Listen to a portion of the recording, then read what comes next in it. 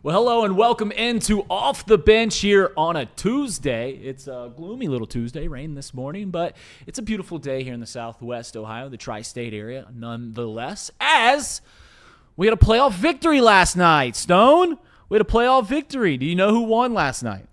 The soccer team, Yeah. FC Cincinnati, right? FC Cincinnati took a win over the Columbus Crew. I'm trying my hardest to get somebody from the Flying Lion, Chatterbox's very own FCC podcast. I'm trying to get them on sometime this week so we can continue to talk about that playoff run. Again, you know, anytime you're playing a playoff series against your biggest rival, that's pretty prominent news. And when it comes here to Cincinnati, and some things are going right, I think we belittle sports in this town too much sometimes. There's a lot of things going right. It seems like the basketball team for Cincinnati is gonna have a better year. The football team's obviously playing better. We'll see about my this side. We'll see about my Muskies over here coming next week when college basketball starts, and we'll have some college basketball people on next week. But I'm trying really hard to get an FCC guy on sometime this week, and hopefully we're going to get a beat writer for the Bengals to kind of break up just the chatter between me and Stone. Me and Stone had some chatter before the show. We had a real therapy session.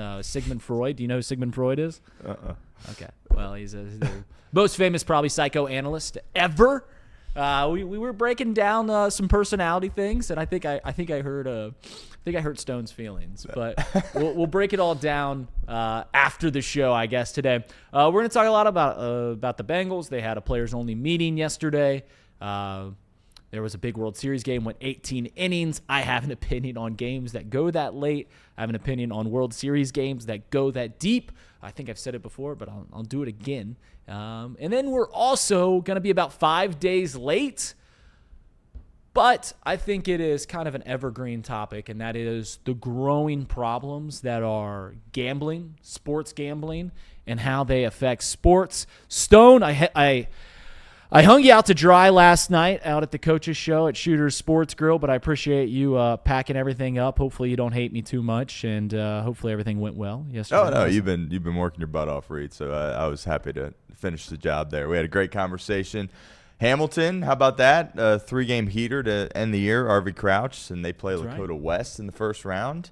West beat them up pretty bad during the regular season, but it's a totally different Hamilton team. So hopefully they can bounce back. And then obviously Baden, they got a bye this week, and it looks like they'll probably be playing Alter again next week, which is pretty exciting. So look at us doing some high school football here on a Tuesday afternoon as they're getting ready for the playoffs. So yeah, that's some exciting stuff.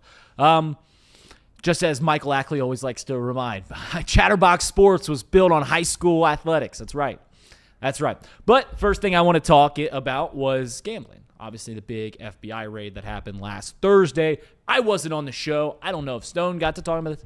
This was the biggest topic at the tail end of last week, and this is the first time that I've really got to force or have a chance to expel my opinion. And there's a lot of nuance here. There's a lot of context. There's obviously some terrible things that happened in that whole FBI raid that took out several NBA players. Chauncey Billups, Hall of Famer, took him away from his job coaching the Portland Trail Blazers. Stone, you've been known to gamble on a sporting event or a time or two, correct? Nothing crazy, but just, here and there, just a few dollars to, if you're watching the game and you feel a certain type of way, throw a few on there. Nothing you're sweating over or anything crazy like that. But I think it can provide a little bit extra to the game. And just, if you're sitting there watching, an NBA game on a Tuesday and you aren't a fan of either team, like, it just provides a little bit more, I would say. Yeah, and I'm with you there. And I think that's the biggest part. And the reason that we are going to continue to see sports and sports betting companies continue to but continue to cooperate and work together is that, one, sports gambling companies realize that there's a lot of money in this vice. There's a lot of money in people wanting to take some action. People for 2,000 plus years have loved to gamble, and probably longer than that. But as long as recorded history has happened, human beings have liked to gamble. Obviously, there's some terrible things that come along with that. Addiction. For a long time, it was unregulated, so you had to work with some shady people in that regard. But human beings have always liked it. And then human beings have always liked sports. And it's pretty clear that sports, baseball, basketball, football, tennis, whatever you're betting on, whatever it is you have an interest on, those sports are growing in popularity because they're getting more eyeballs from people that want to put a little wager on it. Monday Night Football. Before sports gambling was legal, ever since sports gambling's been legal, Monday Night Football viewership has continued to increase. And I think a great reason for that is because that there is people that say, all right, well, the Chiefs are taking on, they're playing tonight. I'm going to throw a little action on the Chiefs game. Chiefs are playing the Commanders. I'm going to throw a little action on this Chiefs game, a game that you normally wouldn't watch. Regular season baseball games that you normally wouldn't watch. All of a sudden, you're throwing a little bit of action. Just as Stone said, it gets you a little more interested in it. And here's the thing about sports gambling. And we're seeing more and more and more stories that come out about guys like Terry Rozier, guys like Calvin Ridley, guys that these stories are continuing to happen, and they're going to continue to happen where you're hearing about guys, Emmanuel Clase, guys that are doing some shady things in their sports because there is now an availability that there previously wasn't to rig props, to rig games, to be on the wrong side of things when it comes to sports gambling. And the first thing you got to realize, and the knee-jerk reaction is every time that one of these things happen, is to go, well, this is why sports gambling shouldn't be legal. This shouldn't happen. And you're right, this shouldn't happen. But it already was happening. Going back to the 80 scandal with Boston College basketball, going to Pete Rose, like all these scandals, like this isn't the first time. Heck, I think the National League, I heard someone talk about this. The National League was formed in the 1870s. They had a betting scandal the next year, their second year in existence. Like, this has been going on. The reason we are hearing more and more problems come out about this is twofold. One is because it's more readily available than it ever has. We can pull up an app if you're in a legal state, and you can start betting on your stuff. And all of a sudden, if you're Terry Rozier, if you're Emmanuel Clase, if you're one of these guys, you are strongly tempted, even though Terry Rozier had made $100 million in his life. These guys make plenty of money. They have friends. They have family that can get in their ear that they love, and they go, hey, your line's 8.5 today. What if you just scored 8? And let me know. Put enough money on it. Like, those things, there's a temptation there that there hasn't been prior, because formerly you had to go to some seedy bar, you had to call up, or you had to do offshore betting online that you weren't even sure if you were going to get a check from the Cayman Islands or wherever those offshore betting sites are. That was illegal. Now it's legal. And the second reason that we're going to hear more and more stories of this happen is, the first is how readily available it is, and the second is because these apps know the day it happens. There doesn't take some long investigation and sting operations as they had to do with the poker games that Chauncey Billups was helping rig. We knew, or the FBI and DraftKings knew, that Terry Rozier did something illegal, did something shady the day it happened. Here in Cincinnati, a couple years ago, if you recall this college baseball game, someone walked into Great American Ballpark where there used to be a sportsbook, BetMGM, which has now moved across the street, walked in there with 6 figures of cash and put it on an LSU, Alabama, I believe, baseball game, which immediately, because it's regulated, because they have computers and they got to take every bet, immediately raised an alarm because they're saying, wow, we don't have $1,000 on this game anywhere across our books, and someone wants to put 6 figures on this college baseball game? We have $250 across all the users for Terry Rozier's under and rebounds, and someone wants to put 10 grand on it? That raises red flags. And it, because of regulation, because of it's legalized, we are seeing now, we are catching these guys quicker than ever, which is a good thing.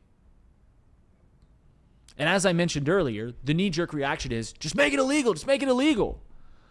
As we've seen across this great nation, the United States, for the past however long we've been a country, 250 years, we have seen that prohibition does not work when it comes to vices.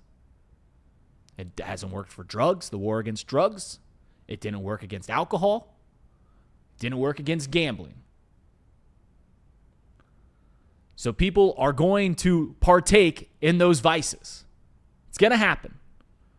It'd be better off to oversee it to make sure that it's on the up and up as most as possible. And it's pretty clear that it is beneficial for all of these organizations, all these sports, that getting in bed with these sports companies is going to, in turn, create better products, create more money.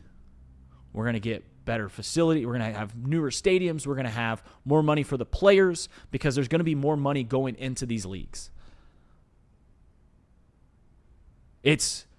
I get optically bad when we tell these athletes, hey, do not gamble on sports.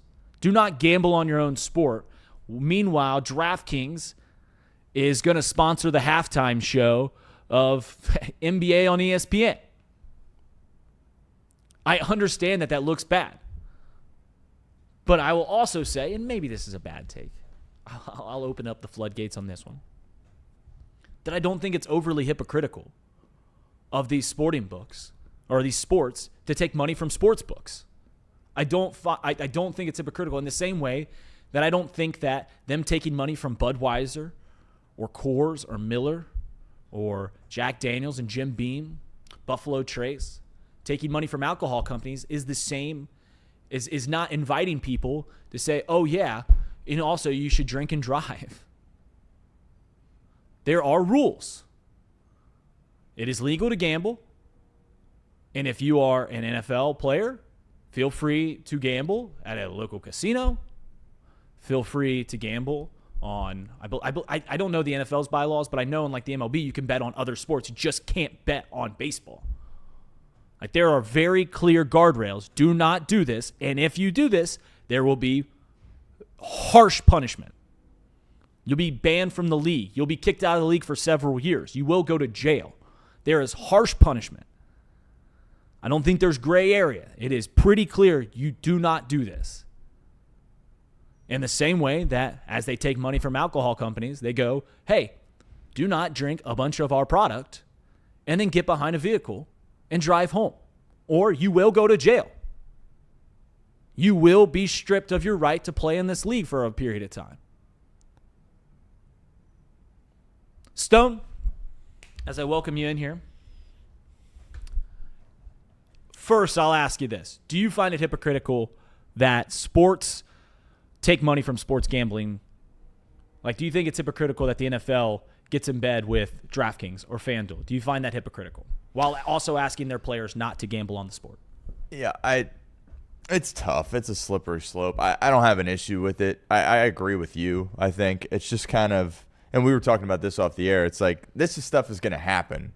Do you want it to be regulated or not? And I think being regulated, that's clearly the best way to do it. There's going to be some flaws when all this, became legal. And a couple of weeks ago, you got the college kids that are now allowed to bet, and that just kind of opens up a whole new avenue to this thing there as well. So this was going to happen. I'm sure it's something that these leagues have had to deal with, not publicly over the past few years, and now all of a sudden you have these things that have gone public, and it's a real issue, like, particularly in the NBA right now. But I don't have a problem with it, right? Like you just have to know what you're doing. You got to be responsible. One of the things about being a pro athlete, you got to understand that you can't do some of the stuff that the fans get Correct. To do, and you get paid pretty handsomely for it. So I don't have an issue with it.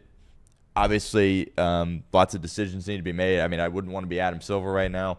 It's a tough spot to be in, but I don't find it hypocritical. Well, yeah, that's the thing is, first off, when it comes to basketball is clearly the easiest team sport to rig. Obviously, if you're a tennis player, you can rig that pretty easily. But basketball, above all else, is the easiest sport to rig.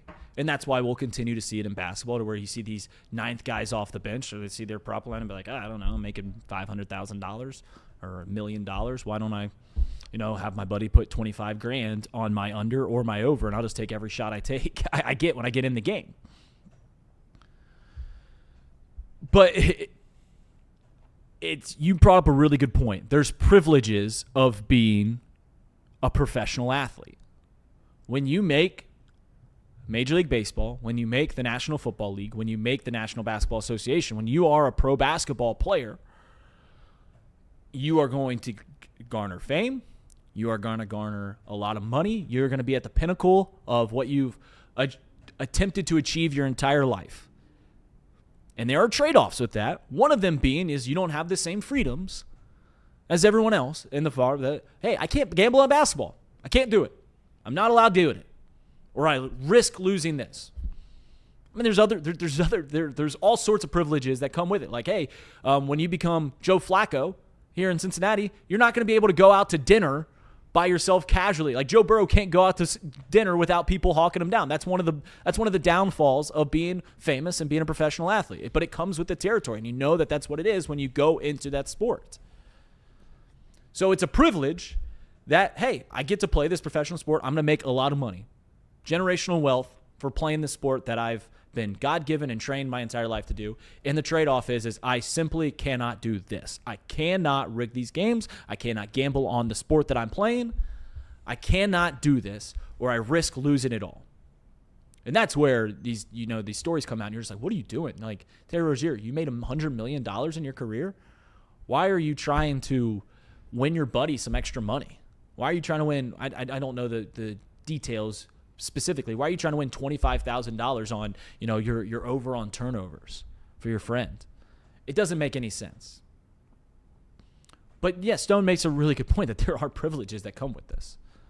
And everyone I saw in the chat, someone, I think it was Everett, said that these aren't apple to apple comparisons. I get that they're not apple to apples. I get that there's things, but the point was, just because one sport is taking money from a company doesn't mean that it changes the conduct of the players. Like, you have a very specific, it's not a gray area. It's pretty black and white. You do not do this. You do not partake in anything regarding to this, or you risk losing it all. And we're going to continue to see, because these sports and these sports betting companies now have a shared interest. And it is catching anyone that is trying to rig these athletic events. They have a shared interest.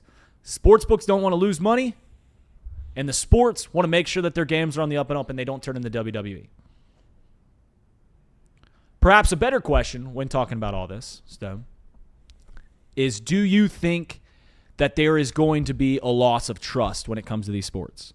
Do you think that people are going to turn their back on the NBA now going, no, this thing's all rigged. I ain't going to watch your product anymore? My gut says no. Again, Silver, all these guys, they have their handful right now. But, I mean, things are going to go on. Things are going to continue, right? When star players get hurt in a league, right, for instance, Joe Burrow right now, I mean, the world doesn't stop. They keep going, right? And there's some controversy now, and there's some people that aren't going to trust it. But mind you, there's been people for years that are saying the NFL is rigged, and their ratings just keep going up and up and up each and every year. So I get more people are going to be concerned, more people that maybe weren't paying attention to this previously are going to be paying attention to it. But I think all these leagues will still be fine. It's, professional sports here in America. They make a lot of money, obviously none more than the NFL, and I think that will continue. But there's going to be some people that lack trust. But as far as, significantly hurting the ratings of some of these sports, I find that hard to believe here at this point. But we'll see, if there's more things that pop up. And also, I think if maybe there's more of a star that this happens with, that could certainly, like Terry Rozier, is a good player. He's been in the league for a long time. Right. Well, yeah, true. But like if it's a mega star, I know LeBron, like he's not involved, but like someone was tipped off that he wasn't going to be playing or whatever. But if it was him doing it, maybe that's a little bit different. But if it's a guy like Terry Rozier or the coach of Portland, right? The franchise that if you had to pick one that nobody really cares Chauncey about. Billups is a big name. He's a Hall of Famer. One of the best players of all time, top 75 player of all time. I understand that, but if maybe some more stars find themselves in controversy, maybe. But overall, I think. It's an issue for these leagues, but they're going to keep pushing forward, and I don't think there's going to be a drastic change. So then let me ask you this question. Yeah. While we're talking about sports gambling, and I think this is in Ohio, I forget if it was last year or the year prior, it obviously became legal. What was it, the start of 2022? So we've been with it now for 3 years. Maybe it was the start of 2023. Pretty quickly, we outlawed something here in the state that is legal in other states. You can go, I believe, to Kentucky. I believe you can go to Indiana, and you can bet on college prop lines. What is your opinion on Ohio making that illegal? You can no longer bet on, a basketball player's total in points. You can no longer bet on the first touchdown scorer of the Ohio State game. You can no longer bet on Julian Sains to throw 2 touchdowns. Like, what is your opinion on the outlawing of collegiate prop lines?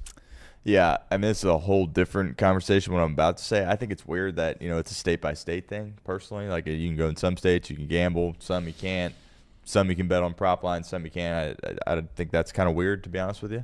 But that's a whole different conversation. But, yeah, with these college athletes, I personally don't think you should – I mean, they've got enough on their plate. I get, we mentioned this off air. They're making hundreds of thousands of dollars these days. But, to have prop lines with them, I just think – I mean, these are kids, right? I mean, they're 18, 19, 20-year-old kids. I agree. And there's – no reason that they should be involved with the prop stuff. I just think it's weird that in some states it's fine and then in others it's not. Like, I get it's a state by state thing, but I personally would get rid of all that. Yeah, you go to different states and they all different types of gambling laws. Like in West Virginia, Pennsylvania, and Michigan, you can go in there and the same apps that you can bet on sports, you can pull up roulette. You can pull up blackjack and you can play right from your phone with real money and answers. And thank God we don't have that here in Ohio, because it's too tempting.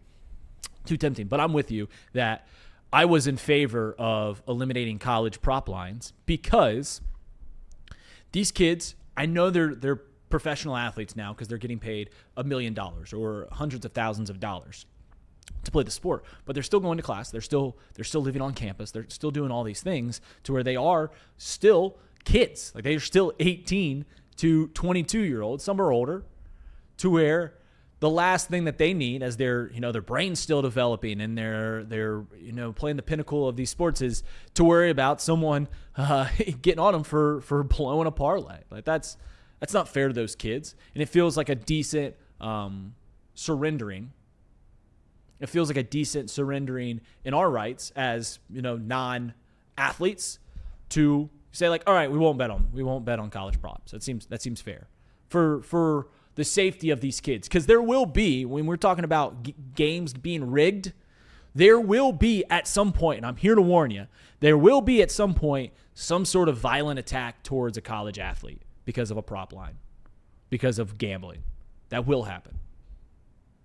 Pray it doesn't, but it seems, just knowing humankind, knowing mankind, that will happen. So it seems like a fair thing to surrender and be like, all right, here in Ohio, we're not going to do it. And I'm with you that there probably needs to be federal regulation, not just state-by-state regulation. And I started off this rant by saying this will continue to happen. We will hear more and more about it in baseball and football and basketball, about people working with their prop lines, knowing that they can directly influence them. So you start wondering, how can we, even though we have regulation, we're gonna continue to have sports gambling. The genie's out of the bottle. It's not going back. How can we protect our sports, our athletes, and everything, the integrity of this all? And this will never happen. But a easy way that you can do this is by eliminating prop lines, period. Eliminating the ability for player-to-player betting. It'd be incredibly unpopular, and the sports books will never do it because that's how they make most of their money. But if you eliminate, hey, you can no longer bet. You want to bet on the game, you can bet on the totals, you can bet on the game, and we'll leave it at that. Kind of the old school way. When you used to have to call into the local bar and the local bookkeeper, like, hey, what's the spread on this? All right, give me some action on that.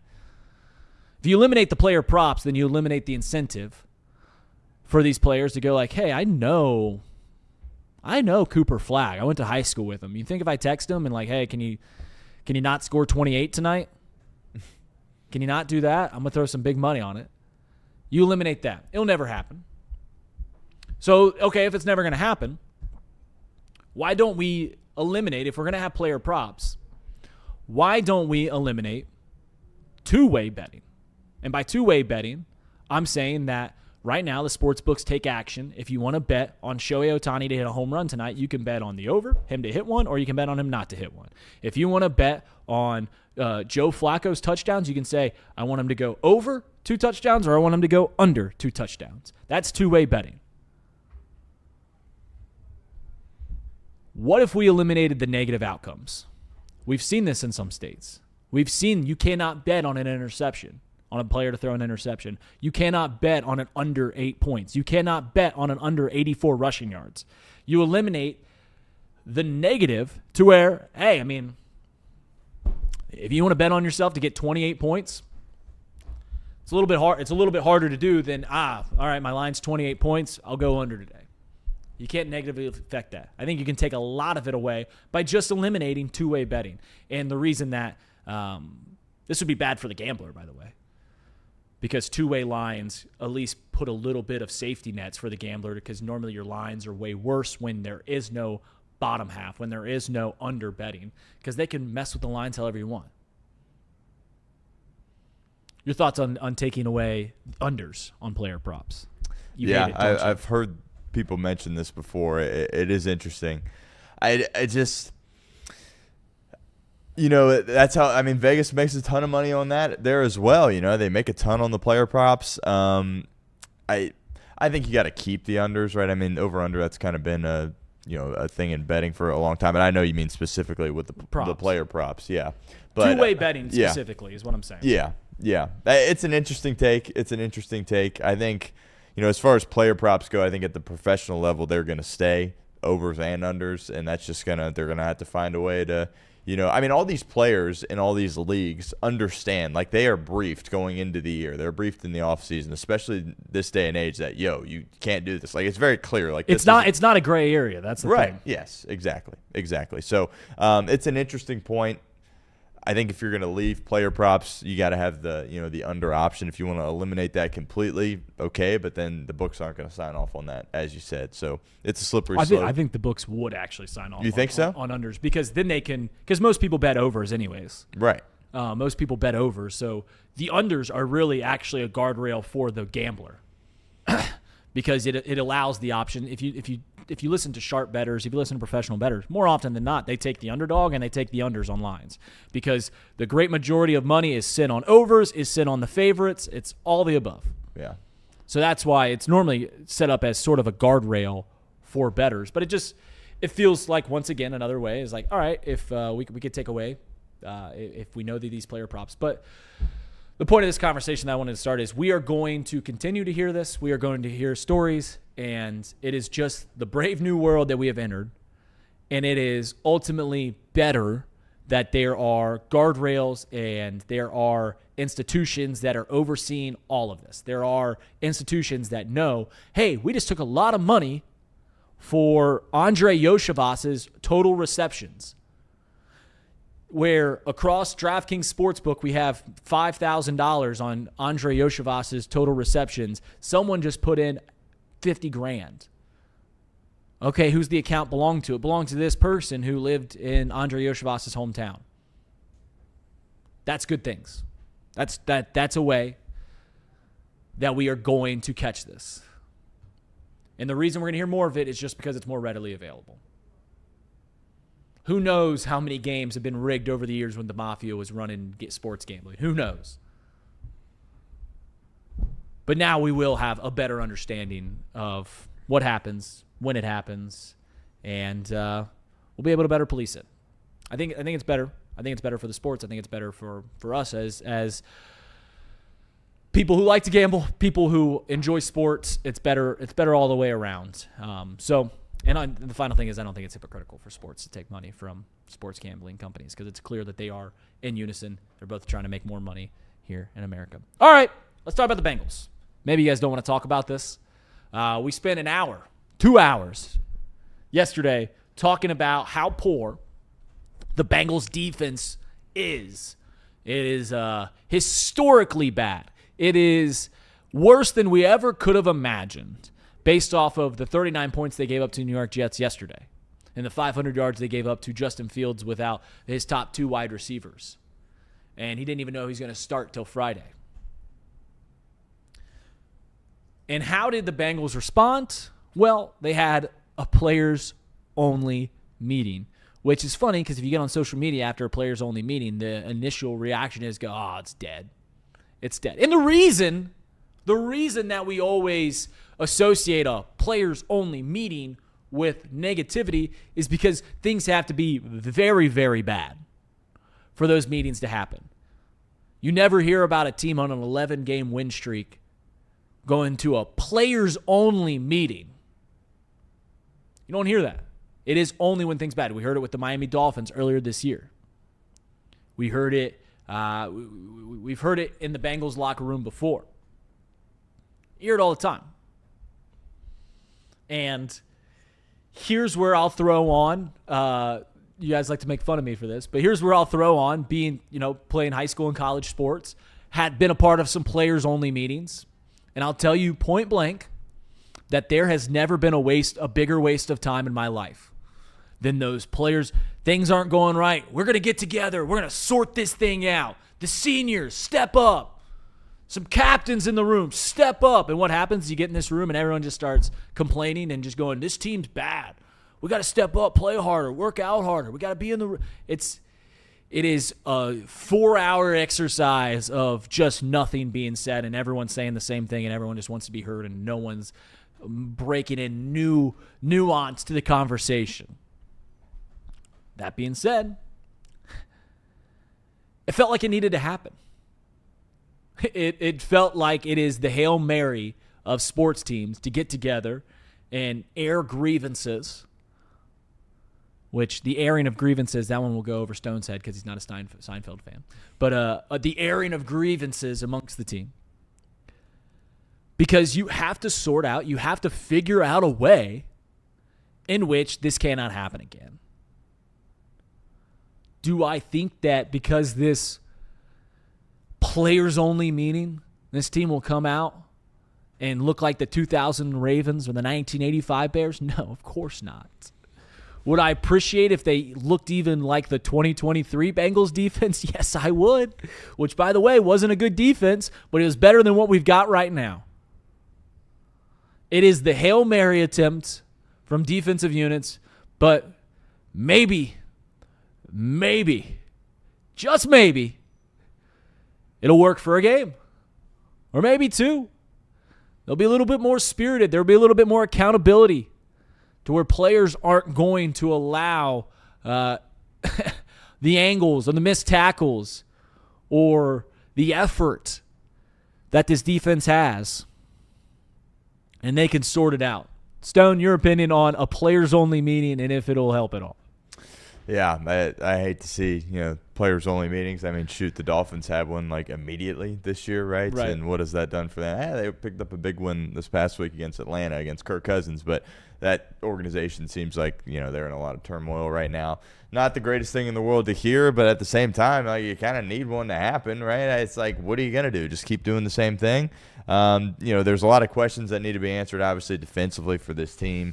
And, they made a gamble that they were going to lean on their rookies, lean on their kids, lean on the young guys, and bring in a new guy calling the shots, and it would fix everything. Al Golden would wave some type of magic wand, and that would, get this team on the right track. And obviously it's kind of blown up in their face here at this point. So hearing, the players-only meeting, not a good thing. I wonder who was leading that, by the way, on the defensive side, right? I mean, the guy that you thought was the leader of your team, he just requested a trade. Trey Hendrickson. You benched him. Yeah, right, exactly. Trey Hendrickson, he's banged up, and he's, had a history of being selfish. But he wears a C on his chest, too. So was it him? I don't know. Was it one of your rookies out there trying to lead this meeting? Jordan Battlemate? I don't know. Geno Stone was just terrible. So I would like to be a fly on the wall in that meeting, to be honest with you, and hear exactly what went down. But when you look back at some of the highlights, you just got guys not playing quick enough, not being instinctual enough, not being at the right spot in the right time. And if that's going to happen against a team like the Jets, where they lack talent, how's it going to look when you're playing some of the best teams in this league? Bengals got lots of issues on that side of the ball. Yeah, I think James Rapine tweeted out a video of Demetrius Knight on the Justin Fields 2-point conversion, the first one. And, he was 3 feet. It was, if you have it, not pubbing other local media members here too much. But, that video of Demetrius Knight on the Justin Fields tackle, just replaying that one's tough. Listen, it's a fair question is who leads this meeting? Who in the room is going to step up and say, because right now what you are looking at is Trey Hendrickson, who Stone put out, has had 1 foot out the door for about 3 years. Logan Wilson, who has been a captain and has kind of been a stalwart on the defensive side. You just benched him and he asked to leave. Okay, who else is there? Who else is there? You've got 2 young guys on the defensive edge. You got 2 rookies at linebacker. You've got Cam Taylor-Britt, who was a healthy scratch last week. You've got Geno Stone, who's been terrible and has been in this locker room for 2 years, and DJ Turner, who's stepping up. What veteran or is everyone going to turn to and go like, yeah, this guy's right. This man's right. We got to do that right. You'd hope it's Logan Wilson. He seems like the most likely candidate, even with requesting a trade last week. He seems like the guy that if he's going to be here, you'd ask to, hey, can you step up? Can you look over after these rookie linebackers? Can we get to can we get a better sense? But it's a reminder that the 2 worst areas on this team, on this defensive side, are the edge rush. One captain, Trey Hendrickson's there. They're clearly not getting better. And then this rookie linebacking crew, Logan Wilson's there, and they're not getting better. So it feels, as I said earlier, like a Hail Mary. Final seconds. All right, can this defense get better? And it's a reminder that, one, this defense will play better than they played on Sunday. It seems impossible for them to play worse. But we thought that going into this year. But to think that a can-do spirit is going to prevent 81 missed tackles, which I think is the highest number of missed tackles in the league by 25. The next highest was the Commanders at 56 going into yesterday's game. To think that a can-do spirit is going to ship-shape this defense into being productive feels a little naive. Players-only meetings. In the history, at least of sports that I've been around, there's never been a bigger waste of time. But they also are well-warranted more often than not. More often, someone does need to step up and say his piece. Or at least maybe a rah-rah speech will get him right for one more home game before the bye week. And you can feel good about the defense against a Ben Johnson-led offensive unit. 2.5-point underdogs this Sunday. Hopefully they can get one done, get back to 4-5. The season's not done. The season's not over. It feels, for the past 4 weeks, it feels like if you don't win this one every single week, it can spiral out. But we said from the get-go, you got to go 1-1 over these next 2 games, and you can play for some exciting things on November 16th out of the bye week. Keep the season afloat. Hopefully the defense can play a little better. 2:49 last night, or this morning, I should say, is what time World Series Game 3 ended over there on the West Coast. 18 innings. That ended in a Freddie Freeman walk-off. Stone, how late did you stay up? I made it 10.5 innings. So when the Blue Jays didn't score in the 10th, that was it for me. And that's one of those things where it's like, okay, like I was, fighting, my eyes kept shutting. That's one of those situations where it's like, well, if they walk this thing off in the 11th, I'm going to wake up ticked. But when I saw it was the 18th, I was like, okay, I made the right call. I made the right call. It is funny when every sports fan has had that exact moment where, like, you're watching Monday Night Football or something like that, but you're just really tired. And you're just like, man, I got to go to sleep. I got to go to bed. And then you wake up and you see it was 45-44, and you're just like, oh, man, I missed a great one. Or same thing with baseball. You go to bed and it's like the 9th, 10th inning, and you're just like, man, if they walk this off or something cool happens, I'm gonna feel bad. Then you wake up. I think I had the exact same reaction. I woke up this morning because I went to bed. I didn't even make it to the extras. I saw Shohei Ohtani tie the game up, and I was like, all right. I saw the GOAT do his GOAT thing. 9 times went up to the plate, 9 times on base, 4 for 4, 5 walks, 4 of them intentionally. I saw him hit his second home run, and I was like, okay. All right, I'm good with going to bed. And I woke up and saw his 18 innings. And I have this take, and I'm a baseball guy. I said it on the show before. It is an unpopular baseball opinion, but I swear it'd be better for the game. And it's tough to, after an all-time 18-inning performance that no one stayed up to watch, mind you, I love the Manfred runner. I love the courtesy runner starting on second base in extra innings to incentivize scoring. In the playoff, they obviously do it in the regular season, starting in the 10th inning. They do not do it at all in the postseason. And I think that they should implement a rule here in the postseason to where the Manfred runner, there is a runner starting on second base to start every inning starting in the 12th. And here's the reason why. No one stayed up to watch the game last night. It went on too long. 2:45 in the morning. I've watched postseason baseball games go 15, 16 innings, and by about inning 11, it's boring. And I love baseball. It is boring. Every sport, sans basketball, every major sport in their overtime artificially creates offense. They artificially do it, or they artificially incentivize walk-offs in some capacity. The biggest sporting event in the world, the FIFA World Cup, if it goes long enough, they have a shootout. The NHL goes long enough, they have a shootout. College football, which you guys remind me is awesome all the time, when they get to overtime, they start at the 20-yard line. You still got to score. You're already in the scoring area. You still got to get it done. And I don't know why we are so against starting a runner on second base. Give him the 9th, or give him the 10th, give him the 11th, start it in the 12th. Starting in the 12th inning, runner starts on second base. And they can play it out from there.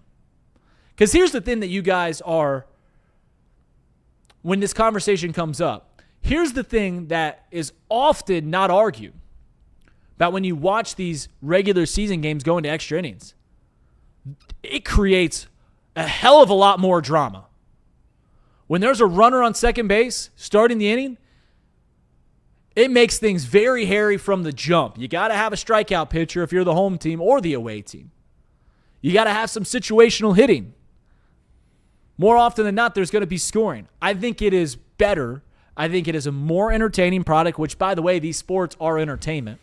I think it is better for the sport if we have artificially created offense when the game gets too deep, as every other sport in the world does. Every other sport does. Stone, you like the Manfred runner? That was a pretty good argument there, to be honest with you. I'm totally for it in the regular season. At this point, again, if you would have said 10th inning, throw him out there, I'd be like, no. But then you said, the 12th inning, give it a couple more innings. Like, I hear you. People, especially here on the East Coast, like maybe some people made it a little bit longer than us, but no shot if you had worked this morning that you were up throughout the entirety of the game. That obviously hurts the ratings. That hurts baseball a little bit. I'm still at the point where, like, I want to see it play out. Again, I didn't say I haven't watched, so that's fair. If I was a diehard Dodger or Blue Jay fan, I would have.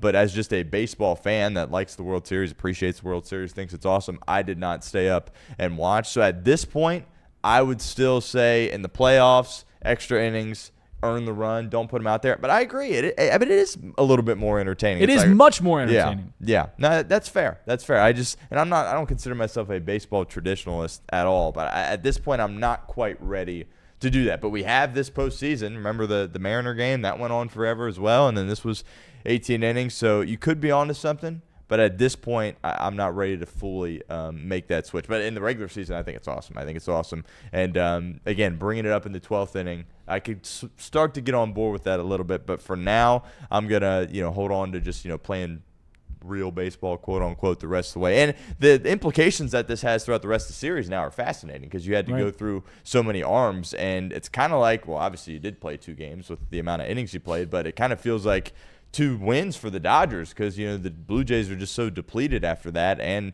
from a morale standpoint, it probably feels like you won 2 games too because, it went on for however long it went on. So you bring up some good points. I'm not ready to fully go there yet. But even in college football, they made some adjustments like you got to go for 2 now. Or now it's like we're not even starting at the 25. You're just going for 2-point conversions here back and forth. So you could be on to something, but I'm not fully ready to make that switch yet. Which, by the way, I also like that rule too. The only thing I don't like about the college football rule, the 2-point conversion thing, is that they continue to call it like we're in the 4th overtime.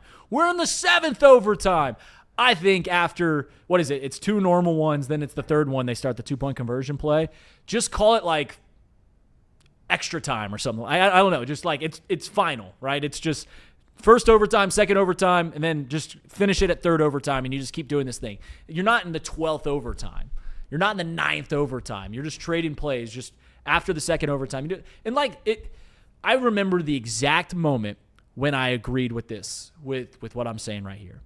I was sitting at a local saloon on a Friday night with my buddies, and we were watching a Mariners-Astros playoff game that went 15 innings, and it was 0-0 into the 15th inning. And I looked at him, and we're both, my buddies, we're both huge baseball fans. We're all big baseball fans. We all looked at it and go, this sucks, doesn't it? Like, this is not entertaining.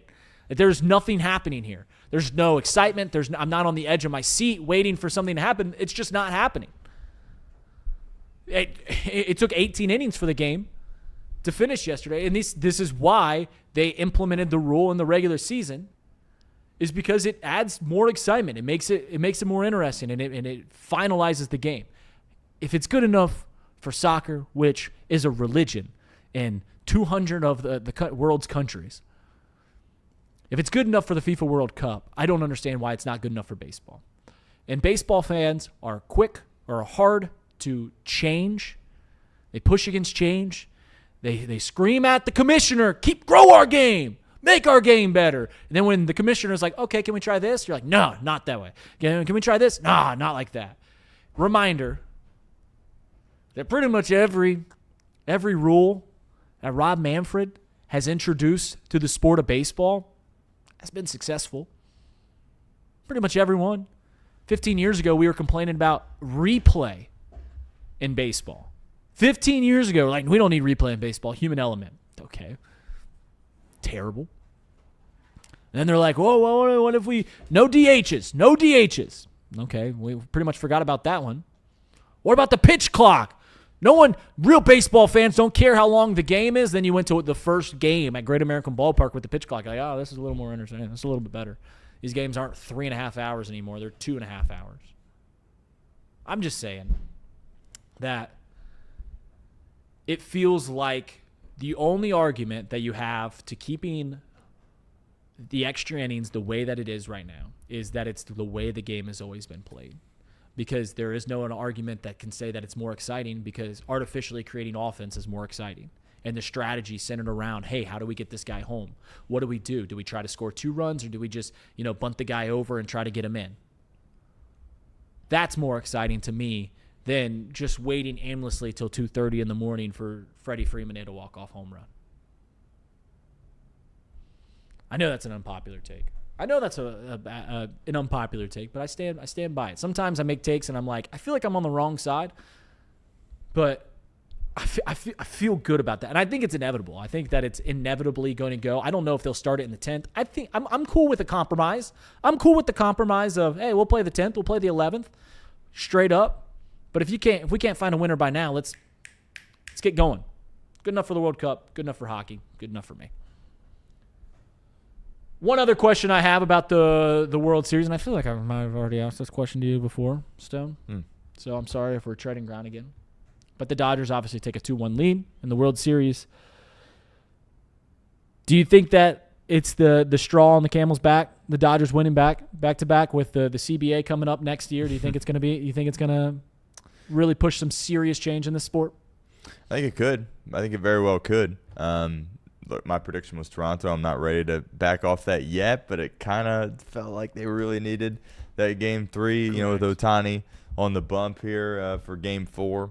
But yeah, hopefully, right? Hopefully some things change. And we've talked about it here on the show. Like, take a look at baseball over the course of the past few seasons. It's not like it's just the Dodgers and Yankees winning all the time, but now it's like, well, that's 2 in a row for the Dodgers. They had the COVID one. So I think we all agree that some things need to change a little bit. I think some people think more change needs to happen, more aggressive change. I think there's some things that need to be altered, but it's going to be fascinating to monitor over the, when the new CBA comes up, how exactly they change what they're doing as a league. There's not a stronger union in the country than Major League Baseball's Players Association. So it will be interesting to see if they're willing to concede on some things to grow the game. Sean Connor, just talking about last night's game, said, historic game. Loved it. Was a historic game.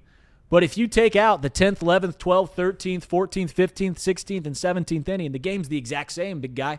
It's the same. No runs were scored in those extra innings. And there wasn't a whole lot of high, intense moments in those extra innings. Yeah, people are on their edge because you never know if the Dodgers were going to hit a walk-off. But other than that, it wasn't taking too many strategic pulls or high-impact, high-leverage situations throughout that entire extra innings. And I don't know. I think it's going to be better. So we talked a little bit about gambling. We're talking about baseball right now. And I even just mentioned I have some takes that when I say them out loud, I say them knowing that they are A, unpopular, and B, very well could be wrong, but I'm choosing to believe them this way. Do you think Shohei Ohtani's a gambler? I know you don't. I haven't gone into the weeds as much as you have, but when you make that much money and the bets were coming in at that amount of money, and I understand that, the bookie or whatever came out and was like, well, bets were coming in literally as he was playing, so that definitely wasn't him. But part of me is like, it stinks. The whole situation stinks. There's a lot of smoke. Yeah. There's a lot of smoke, which typically, in my history, indicates fire. Right. And I understand fully that the whole situation stinks. But there's one thing that I want to push back on. So after this story came out last Thursday about the NBA, which the FBI came out, this was a multi-year investigation. People go, multi-year investigation? Well, they cleared Shohei in 2 days. Shohei Ohtani's investigation took 2 days. Guys, I hate to tell you this, but the Shohei Ohtani investigation didn't last 2 days. This is exactly what happened. It took 5 months. It took 5 months that they looked into this, and when they told the press, hey, we're arresting Shohei Ohtani's interpreter for all these bets coming in from his account, people go, oh, did Shohei Ohtani gamble? And then a day later, they're like, no, Shohei Ohtani didn't gamble. We've been investigating this for 5 months. But everyone, what happened is you heard about it over a 2-day period. It was unfolded over a 2-day period. It didn't last 2 days. They didn't just go like, oh, I hear Shohei Ohtani's gambling. Well, it's his interpreter, case closed. They investigated it for 5 months. And where I understand that where there's smoke, there's fire, the whole situation stinks. How did he get access to his accounts? All those things, even though I think rich people give their, it's a guy he trusts. I am sitting here, and this is my final take of the show. I am sitting here, and I'm going to trust the Federal Bureau of Investigation, the California State Police, the Major League Baseball's investigation, and the bookie himself, who have all said, we've looked into this. Shohei had nothing to do with it.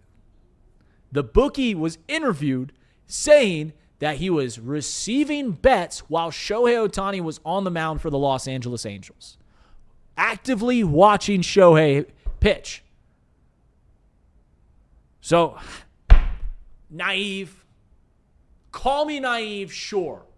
Am I choosing to believe? Part of this is, of course, I'm choosing to believe that the greatest baseball player of all time didn't have the cardinal sin, the capital punishment sin of baseball, the worst sin that you can have as a baseball player. I'm choosing to believe that. But I'm also choosing to believe the FBI, the California State Police, Major League Baseball's personal investigation, and the bookie himself. And just a reminder, this investigation didn't take 2 days. That's how the media played it out. The story came out, hey, there's this arrest that's going to happen to their interpreter for bets coming from Shohei Ohtani's bank account. And then the next day, they go, oh, yeah, Shohei Ohtani had nothing to do with this. That didn't start the investigation. They didn't just like, oh, we just got this tip that he's betting. All right, arrest him, and we'll figure the rest out. And it took a day, and then it was done. No, that wasn't. It was a 5-month-long investigation. Go look it up. I'm not making this stuff up. It wasn't a 2-day long investigation. That's not how it operates. But I'm done ranting. I thought the bookie came out and said he thought it was Shohei. Am I wrong there? He said he didn't think it was him? The bookie all the money, all the talking to the bookie, talking from the investigators, they found out that he had taken the money from Shohei Ohtani's personal bank account and have given it towards these offshore betting accounts, these guys in Orange County. I think gambling's still not legal in California, sports gambling. Was taking it towards these offshore accounts. This guy, if you've ever used an offshore bookie, they're in the modern age. You can go on apps, you can use a browser, and they were getting it from there. But I don't recall exactly what the bookie said. Okay. But I know that after investigation, it was pretty much, at least, I mean, maybe it's just a massive cover up to take on to protect the biggest star in Major League Baseball, which I get that there's a massive cover up. But if there's one thing that I'm learning about this country is that we're not, the FBI isn't afraid to arrest people from other nations. So I'll leave you with that one. Stone Shield Show coming up here. Hang on, we do have a super chat. I want to Okay, get your thoughts on this. Noah Downing, shout out to him. Appreciate the $5 super chat. He says Gruden beat his case. Low-key want him in Cincinnati. What are your thoughts on that? John Gruden? Yeah. I think I'd be in favor of a John Gruden hire. Yeah. I mean, I think it'd be an upgrade. I'll go on the record saying this. If either Mike Tomlin or John Harbaugh become available this offseason, that's my top two guys. Those are the two guys that I want here. Like, I would push all the resources here. If we're going to fire Zach Taylor, I want one of those two guys more than anybody else. But John Gruden, I'm in favor of. So that's my take. Okay. All right. Have a good show, Sam. Thank you. Sorry to ruin your life earlier. We'll talk about it again. See you guys.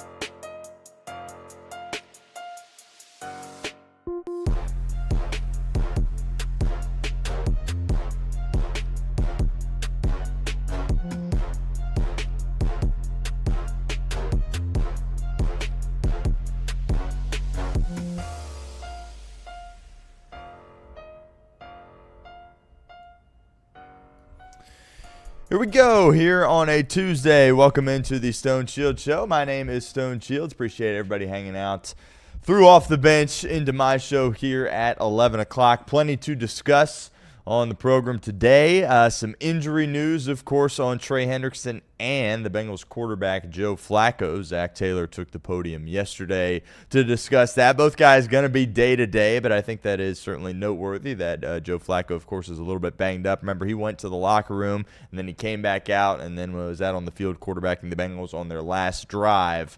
But it's a shoulder injury, and obviously somebody that's 40 years of age. It's a bit concerning, so we'll talk about that. Of course, the Bengals, as Reed talked about on Off the Bench, had a players-only meeting on the defensive side of the football. That is never a good situation when you hear stories about that across not only the NFL, but really, college athletics, even high school athletics, maybe a little bit there as well. Usually if you're holding a players-only meeting, you're in a really dire circumstance as a team, and usually it doesn't end up going in the right direction. I can't remember a time where a team had a players-only meeting and then they bounced back, won a bunch of games, went to the postseason, won a world championship.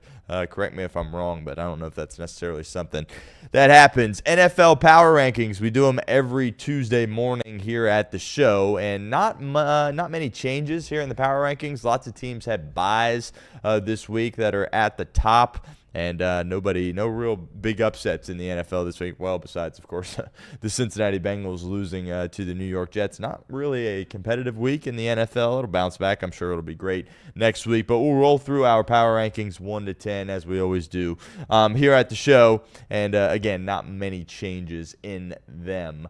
Brian Kelly, he got fired at LSU, and that is incredible. That the LSU job's open, the Florida job's open, the Arkansas job's open, the Penn State job is open. We'll see if the Florida State job becomes open. But, I mean, these are major college football jobs that are open, and it doesn't really feel like there's a ton of, surefire, top-of-the-line candidates for all these jobs. I think seemingly all these openings probably want Lane Kiffin. Feels like now that the LSU job's open, that he's definitely going to leave Ole Miss for one of these openings. But beyond that, it's like there's not really a ton of names. So we're going to roll through a bunch. I don't really have rankings here for the Brian Kelly replacements at LSU. We've done this with James Franklin replacements. We've done this with Billy Napier replacements. And I kind of, feel like I had a good feel for, how those searches are going to go. But Scott Woodward, LSU, I mean, this is a massive job. You can't really argue that this isn't a top 5 job in college football. And there's some people, not me, but there's some people that would sit there and argue that this is the singular best job in college football. And the fact that it's open is crazy, as the Brian Kelly tenure, obviously, at LSU, complete disaster. There's some people at, some UC fans here that have tapped into the show probably have a little bit of a smirk on their face. I know Notre Dame fans certainly do there as well. As he left for LSU, thought it was going to be greener pastures, thought he was going to have a better chance to win a national title. Does it for a few years, doesn't make the playoffs. Loses, 3 games a year basically, and ultimately gets fired in the middle of the season. So we'll roll through those replacements on today's show. Also, World Series, Game 3 last night. I made it 10.5 innings before I fell asleep there for that game. And, I alluded to this on Off the Bench. Whenever you're watching a game late, whatever sport it is, and you're like, you know what, I can't do it anymore. I keep falling asleep. I got to mail it in and hit the hay.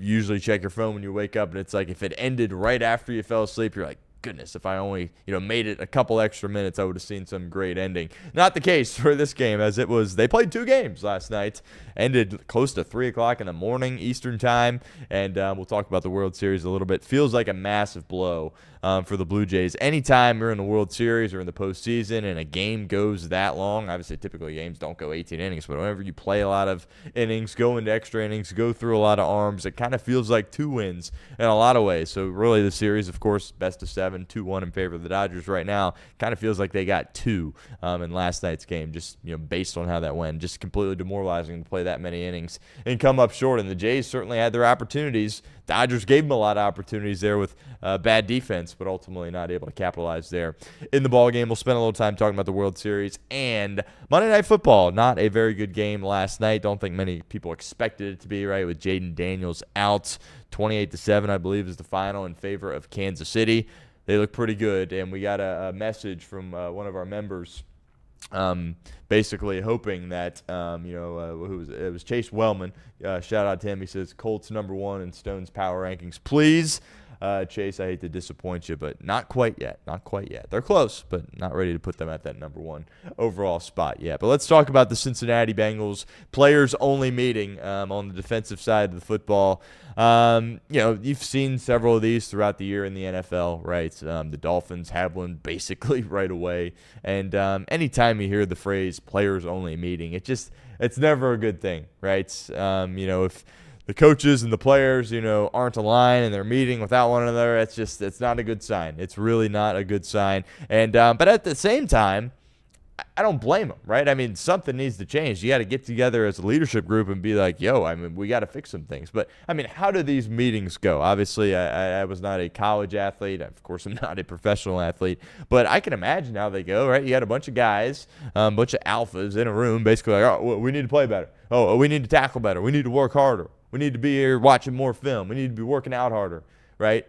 And then you just are basically saying the same thing, and then you're probably getting in an argument with each other there as well. And I just don't see how it really, can change things for your team, right? Really spin things in the right direction. You can go on some sort of run. So they didn't really have a choice here. Like, they had to get together and hash it out, but am I expecting this to be something that is, very, where you can significantly improve defensively coming at the heels of this? I really don't think that is the case. But it'll be interesting to see who steps up, because we detailed this a lot on yesterday's show. I don't want to run down the whole thing again as it relates to the defense. That video, of course, is up on our channel, Chatterbox Sports. Check it out if you haven't done so already. But, there's just so many holes all over this defense, right? And there's nobody that you can look at and say, this is a guy. This is a guy that we can rely on. Right, Trey Hendrickson, you thought he was that guy. Well, he's been struggling with some injuries. This is a guy that every single offseason there's some drama. He's requesting a trade. He wants more money.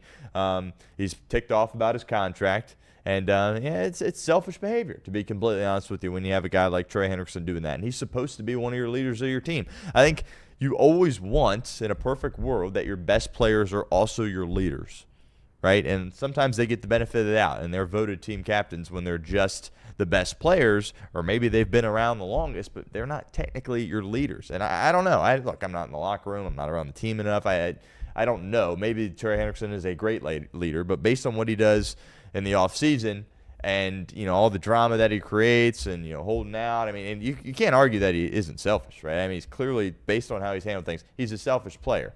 And, he's a captain of this team. And then you have another guy in Logan Wilson that we all liked. I liked. We're rooting for. Thought this was going to be a great year. He gets benched. Now he's ticked off. He's requesting a trade. Right? So you got two guys that are captains of this defense that are kind of disengaged. To be honest with you, and I get Trey Hendrickson's hurt, and hopefully he can respond and bounce back and get all the sacks and have another great year, because certainly he elevates this defense pretty significantly. But who on that defense can step up? You got tons of guys on rookie deals, and they all appear to be misses here at this point. Jordan Battle's the one guy from, he seems like he could be kind of a vocal guy. Maybe he was, somebody helped lead that players-only meeting. I don't know. All right. But it's got to get better. It's got to get better on defense. And, obviously hindsight is 20/20. But it feels like there are other guys that you could have benched instead of Logan Wilson. Now, I get you had 2 draft picks at linebacker in this year's draft that you wanted to give an opportunity to go out there. But when you look at some of the clips from after the game, and I'm not some film nerd, I don't know the game well enough from an X's and O's standpoint to be one of those film people, but constantly Demetrius Knight Jr. at the wrong spot at the wrong time, not trusting what he's seeing right away, not playing quick enough. Same thing with Barrett Carter, and that's what's leading to missing tackles, being in the wrong spot. Shamar Stewart there as well. There's a couple plays where he's just running in the complete wrong direction of where the ball's going. That obviously can't happen. At the professional level. And that's what happens when you go out there and say, you know what, we're going to throw a bunch of kids out there in the NFL and it's going to work and we're going to be better off.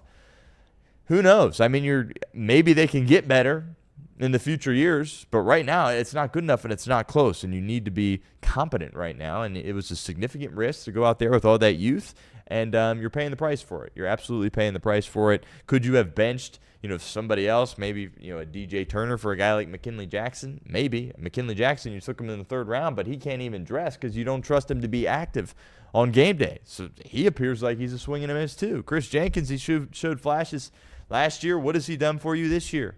Squat. Jack squat.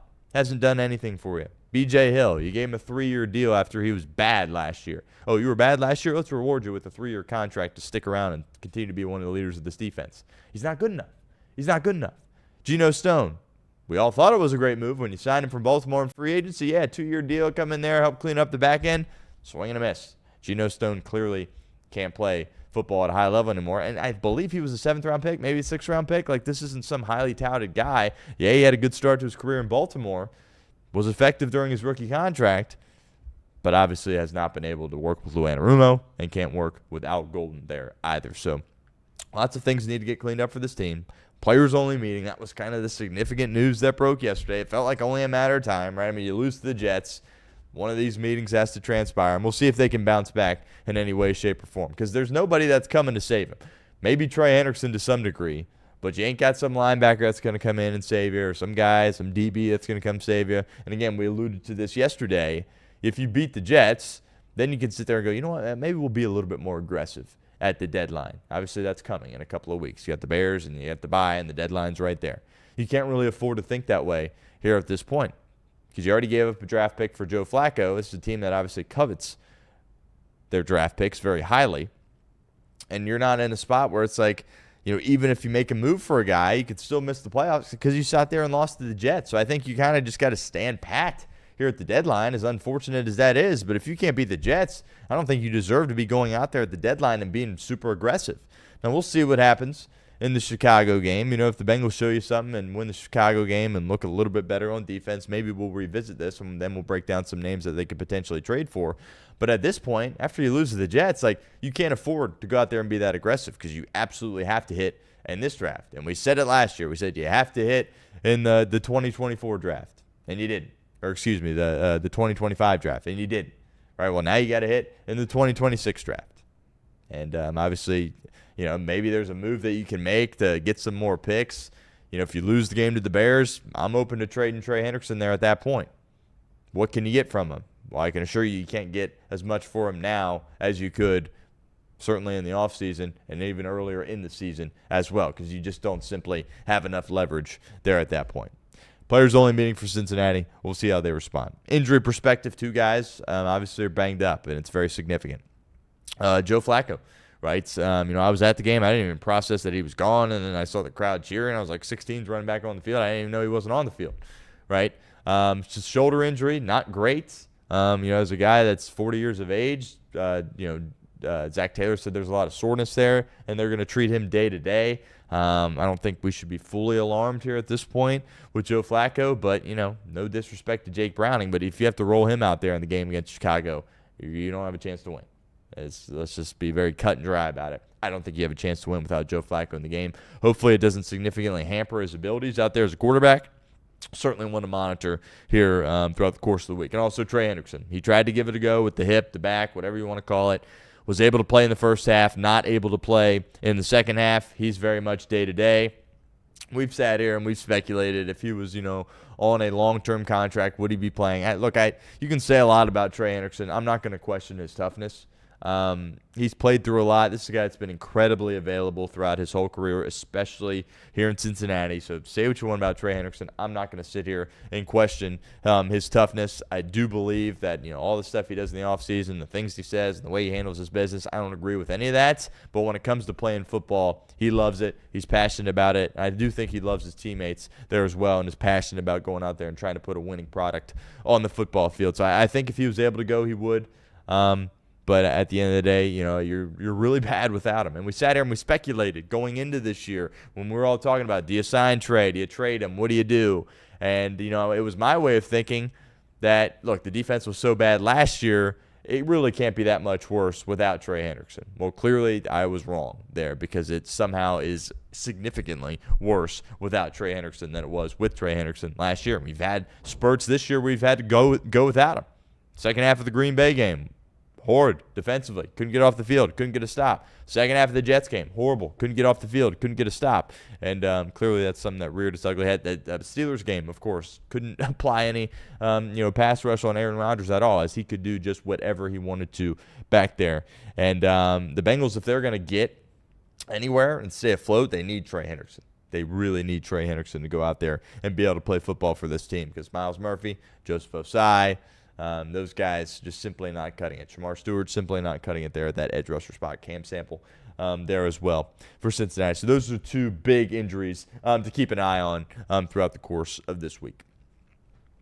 All right, NFL Power Rankings. We do them every Tuesday here at the show, and going to be kicking them off again this week. Again, not a ton of changes this week, but there are a few, and I think there's noteworthy conversation that we can have about all these teams there as well. Spoiler alerts, the team that I had at number 1 last week is still at number 1. I don't like doing it. Very clear, I do not like doing it, and I know you guys don't like me doing it either, but I got to be open and honest here, and I think the Kansas City Chiefs are the best team in the National Football League. Let's start at the number 10 spot. I've got the Denver Broncos. Had them in here a little bit earlier in the year, and now they are back in the number 10 spot. Look, I had last week, I had the Buffalo Bills at number 10. And now I actually had Seattle at number 9 last week, and I have them as the 11th team this week. Look, some teams are on bye, and you just have to make some calls when teams are on bye, right? You got to evaluate, okay, they didn't play, but maybe some team looked better than I thought they looked the previous week, and you bump them up or whatever the case may be. So Seattle kind of got disrespected a little bit. Had them at 9 last week. They're my 11 team right now, so that I have them out here at this point. And then I have the Chargers there at that 12 spot. So those are the two on the outside looking in. But Denver, they check a lot of boxes. That is a great defense. They have a great head coach in Sean Payton, and they've got some really, really good skill guys that are young along a veteran of a guy like Courtland Sutton. And just offensively, they're seemingly, they're really buttoned up. They don't make too many mistakes. And the thing that had been holding them back and the reason that they had been off of my power rankings was that Bo Nix had just played bad football this year. Now, I believe in Bo Nix. When he came out in the draft a couple of years ago, I thought that he was going to be the best quarterback in that draft class. Obviously, Drake May has kind of taken the lead there a little bit.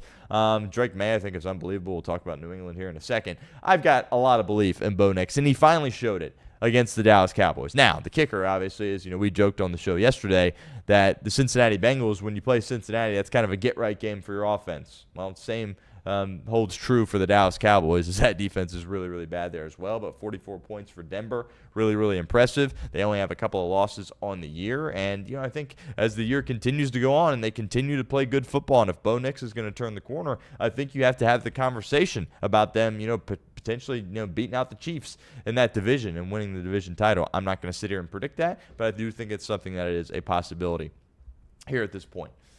At number 9, I've got the Buffalo Bills. Had them at 10 last week. They absolutely smacked the Carolina Panthers. No Bryce Young in that game for Carolina. The Panthers were not real. They had won 3 games, right? And we're sitting there like, how in the world has Carolina won 3 games? They're not a threat whatsoever as far as a playoff team.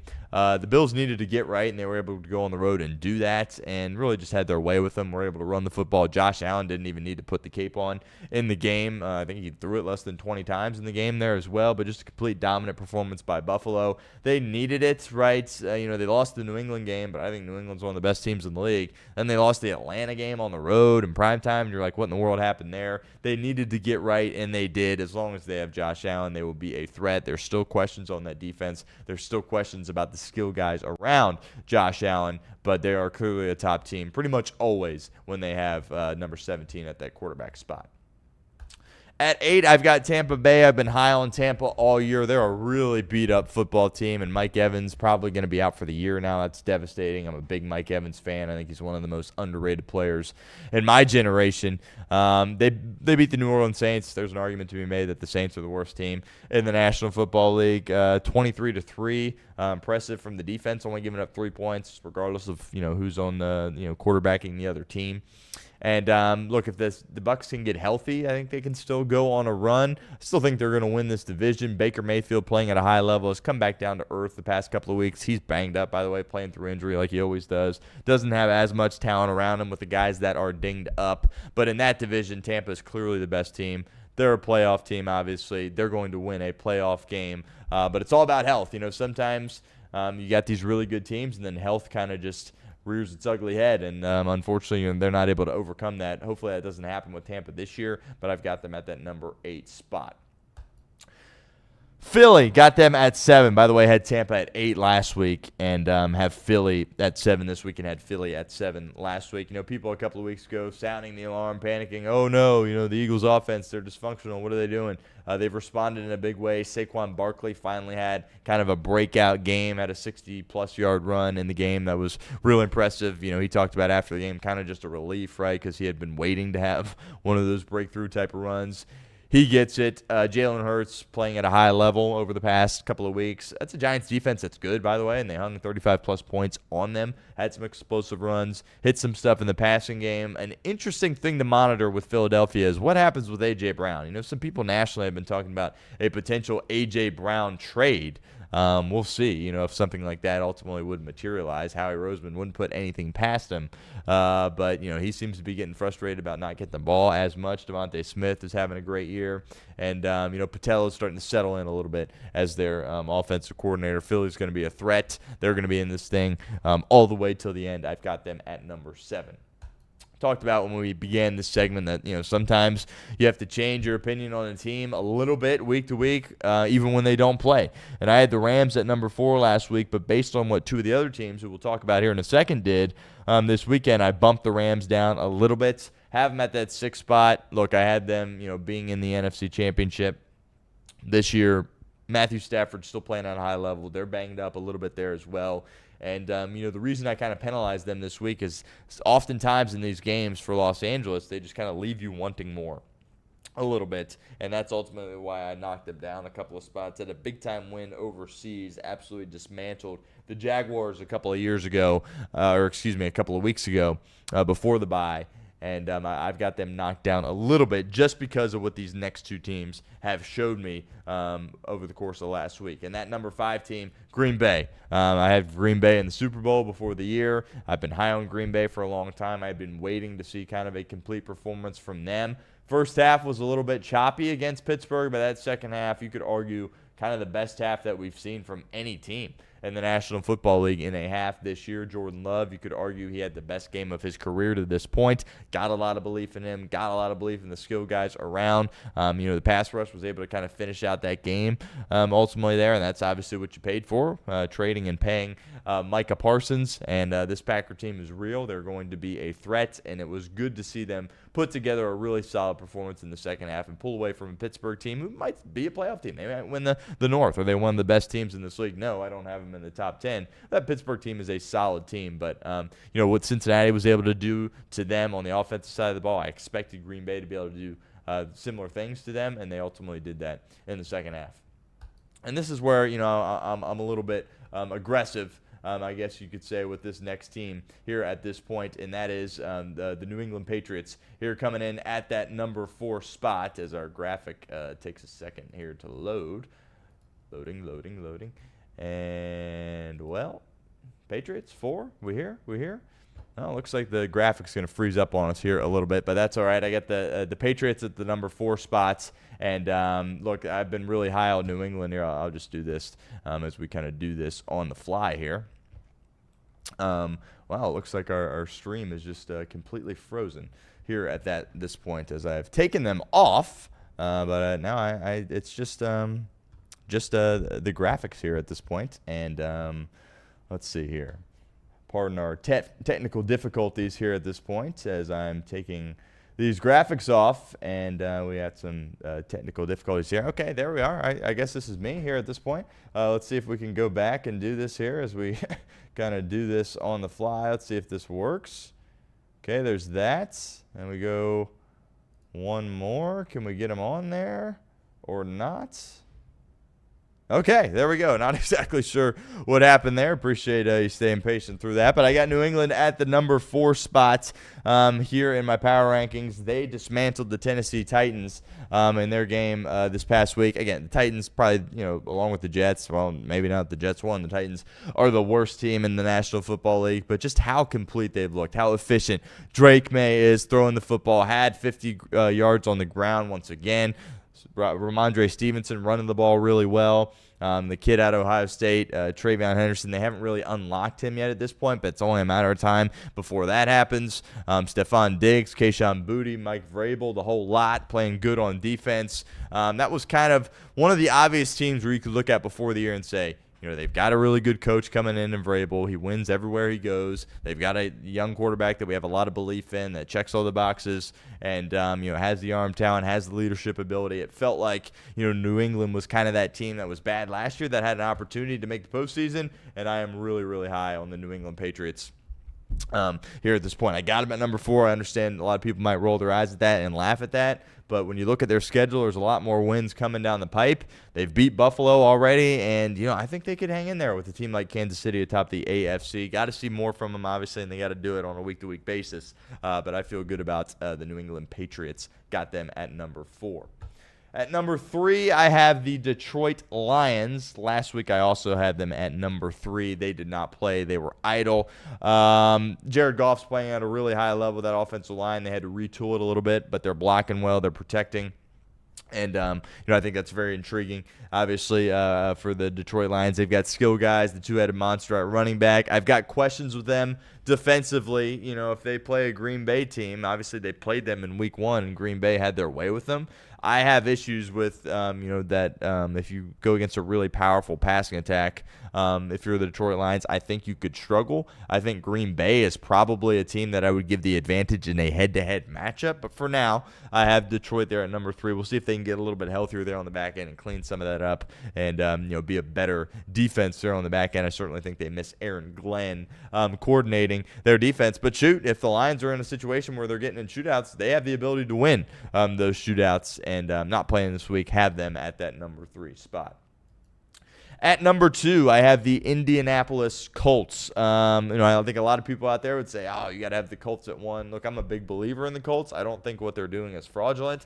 Obviously, they're going to run away with that division. I think they're going to win a playoff game there as well. They're a buttoned-up football team. They check off a lot of boxes. They've hit on draft picks, right? Something that Cincinnati, of course, has no idea how to do. Tyler Warren. He was kind of a can't-miss guy coming out of Penn State, in my opinion. They smacked that out of the park. They've got skill guys with Alec Pierce that they took a couple of years ago. Pittman's a really good player. They paid him. They got him on a favorable contract, by the way. Josh Downs, really good player. They have an offensive line that's good. Nobody's running the football better than Jonathan Taylor. Daniel Jones is extending plays. He's not making mistakes. Lou Anarumo's coordinating the defense. They're getting after the passer.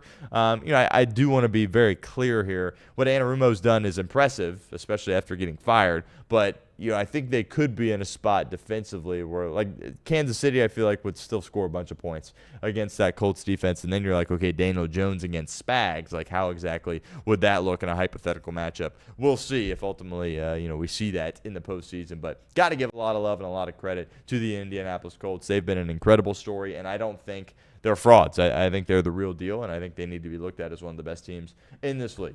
And at number 1, again, I've got the Kansas City Chiefs. Slow start to the game. Last night on Monday Night Football, had a couple of weird, turnovers there to begin that game.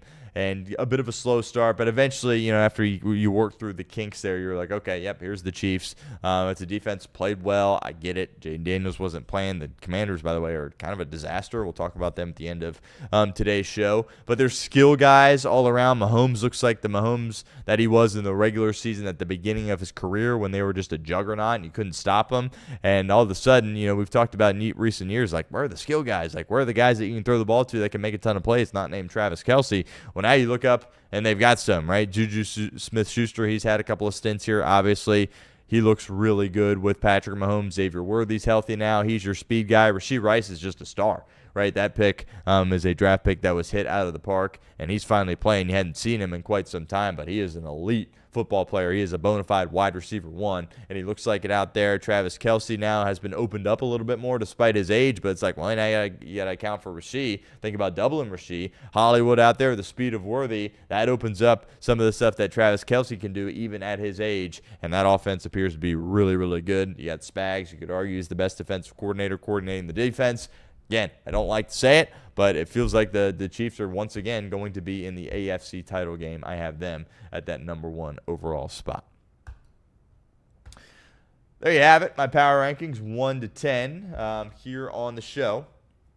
Sorry for the technical difficulties there. Able to work through it. Obviously, when I'm doing this show, it's just me. So I'm hosting the show and I'm producing the show there at the same time. So got a lot going on, but not sure what happened there, but glad we could work our way through it. That's our power rankings. That video will go out, by the way, later today. And as always, get down in the comments section.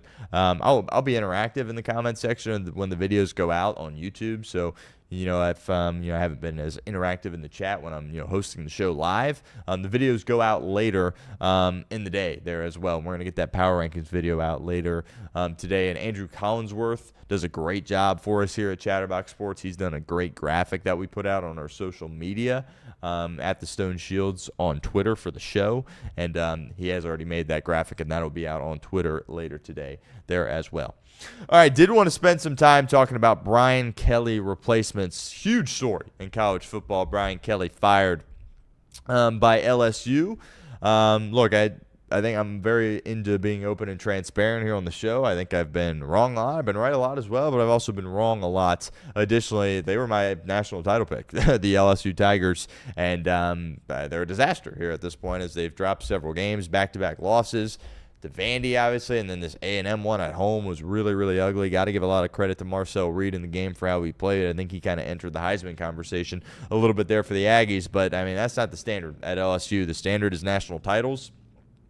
They've been able to do it 3 times with their last 3 coaches, right? Ed Orgeron, Les Miles, and, of course, Nick Saban, all winning national titles within their first couple of years of being the coach. I think that was the expectation here for Brian Kelly. He didn't feel like he could do it at Notre Dame. He thought coming down south he would have the ability to do it, but it's a tough world here in the SEC. Nick Saban made it look really, really easy for a long time, but it is not easy, and the LSU Tigers really, really struggled. And Scott Woodward, their AD, made the decision to make a change here at this point. And I do want to roll through some names here. Now, in our previous, segments that we've done on Napier replacements and James Franklin replacements, I feel like I've had kind of a good feel for, where those coaching searches might go. I don't really feel that here at this point, and here's why. LSU, and I said this at the top of the show, and you don't have to agree with this. Look, I don't think it's the number 1 job in college football, but you do have to agree that it is a top 5 job. When you're down in Louisiana, you don't have any really competition in your state, right? You're the state school. There's a lot of good football players down there. It's a prideful, program with great tradition. Their athletic department puts a ton of money into their football team, the environment, Death Valley. It's incredible. Trust me, the LSU is a top 5 job, and I think the LSU job is a better job, certainly than the Florida job and certainly than the Penn State job there as well. And it's a big-time opening. This is a big-time opening, and we want to roll through some names here. And I think when you have an opening like this, you have to call everybody, right, to try to fill this opening. And I'll explain what I mean by that here in a second. But Joel Klatt pointed this out, the first 2 guys that he would call, and I kind of laughed initially, and then I was like, well, he's right, to be honest with you. And these 2 names, I'm not predicting that these 2 names, that either of these 2 guys will get the job or want to come back, but I think they have to be probably your 2 first calls. I agree with Joel Klatt when he says that, and that's Nick Saban and Urban Meyer. Right? Nick Saban, of course, what is he, 73 years of age now? He's clearly living a great life right now. He loves what he's doing on game day. He said repeatedly that he has no interest in getting back into coaching. Now, that was when it was just Penn State and Florida. Obviously, he has ties to LSU. He won a national title at LSU. That could be intriguing. And also, look, I think $15 million minimum is what they offer. And candidly, it wouldn't shock me if they offered Nick Saban $20 million. Right, and that's a lot of money to turn down if you're Nick Saban. I think he's done. I think he was done at Alabama. I think the NIL kind of wore him out. He was ready to be done, hang out with his family. I think he's found, new purpose in his life. He's just been coaching and recruiting for so long, and I think he's really enjoying himself. And I'm going to go out here and say that there is no way that Nick Saban takes the LSU job. But if you're LSU, if you're Scott Woodward, or if you're doing this search, he absolutely needs to be the first name that you call, and you need to offer him a blank check in the process there as well. And he's not going to do it. It won't happen, but he's got to be your first call. Urban Meyer as well. Again, I think he's done, right? Now, the thing about Urban Meyer is he changes his mind a lot, right? I mean, he left Florida, and then he was like, I'm done. And then he came back to Florida, right? And then he's like, yeah, I'm probably going to be done. Well, then he takes the Ohio State job. And then he's like, well, I'm done. And then he takes the Jaguar job. So Urban Meyer changes his mind a lot. I think there's a better chance that he goes back to Florida than LSU, right? He doesn't really have any connections, I don't believe, to LSU. I think, again, LSU is a bigger job than the Florida job. But I don't think Urban Meyer's going to come back. I think he's ready. I think he's comfortable with his role. I think he had that bit of an itch still, even after he left Ohio State. You saw him go to the Jaguars, and I think that he was like, ugh, he was in over his head, and he was ready to be done. But I think those are the first two calls that you make. And again, Joe Klatt said that, and I kind of was like, whatever. And then I was like, well, it's the LSU job. And those are the two, I 100% believe that Nick Saban could still come in and win there, and I 100% believe that Urban Meyer could do the same there as well. I don't think either one of those guys do. I think there's a little bit likelier of a chance Urban Meyer does than Nick Saban, but I'm not predicting it. And then Lane Kiffin, he's sitting here, and he's in a really good spot right now because you have all these massive jobs that are open.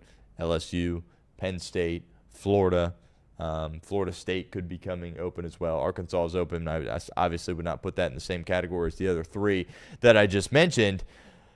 But, there's not a ton of big-time candidates out there, right? It's not like, oh, this guy's going to be a star. He's going to get a big job. Or this guy's had a big job, and he doesn't right now, but he's due for another big one. Like, Lane Kiffin is the candidate that is head and shoulders above everybody else here at this point, above literally everybody else. So he's in a really good spot because Penn State wants him, Florida wants him, LSU wants him, and obviously Ole Miss wants him as well, and he's got a decision to make. He says that he doesn't make decisions off of money. Okay, yeah, we'll see. If I'm Ole Miss, I'm doing everything in our power to keep him, right? But I think, when you have the LSU opportunity, you have the Florida opportunity. Kiffin's obviously a very ambitious guy, and if those two jobs are open, it feels like he's going to leave for one of them. Now, which one? I was thinking about this morning, and I don't know, right? I think LSU is a bigger job, but I think, Kiffin, like he was at FAU. I think he likes the state of Florida. He spends a lot of time there. He feels more of like a Florida guy than an LSU guy, right? But I would be very interested to see because they're both going to want him and they're both going to call him, and there's a chance that he's picking between those two schools. I don't know. My gut says he would go Florida, but I think LSU maybe could offer him some more money. And you could argue. I don't think you could argue it's a better job. I think there's more resources and more of a tradition, I would say. But we'll see. That's kind of the top name. But again, it's a job like LSU, so you got to be calling everybody for this opening. This isn't just some small opening. No, this is the LSU opening, and that means I'm calling Dan Lanning and Marcus Freeman. Now, it's very interesting because when the Alabama job opened, now there's been different reports. I think Greg Byrne, the AD for Alabama, his sights were set on Kalen DeBoer. That was his guy. But very quickly after that, it's like Dan Lanning's like, nope, I'm staying, right? And, Sark's like, nope, I'm staying at Texas. And, I think the LSU job is probably better than the Alabama job, and there's not the pressure of replacing Nick Saban there as well.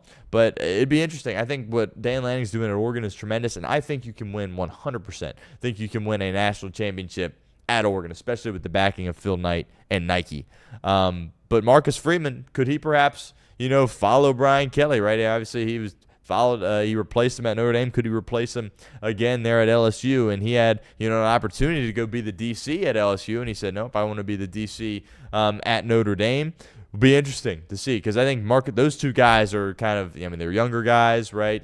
Marcus Freeman, they're both really young guys and have done a tremendous job. So maybe they're comfortable at Notre Dame and Oregon respectively, but I think as far as realistic guys go, and I would call those two guys before Lane Kiffin, by the way, if I'm LSU. But, again, I think you can win at I know you can definitely win at Oregon. I think you can win at Notre Dame. And, Freeman's got a huge family. He has an opportunity to be a legend at Notre Dame and be there for a really long time and potentially win a national title. He was there in the title game last year. So I'd be very interested to see if Marcus Freeman would leave. He doesn't feel like an SEC guy.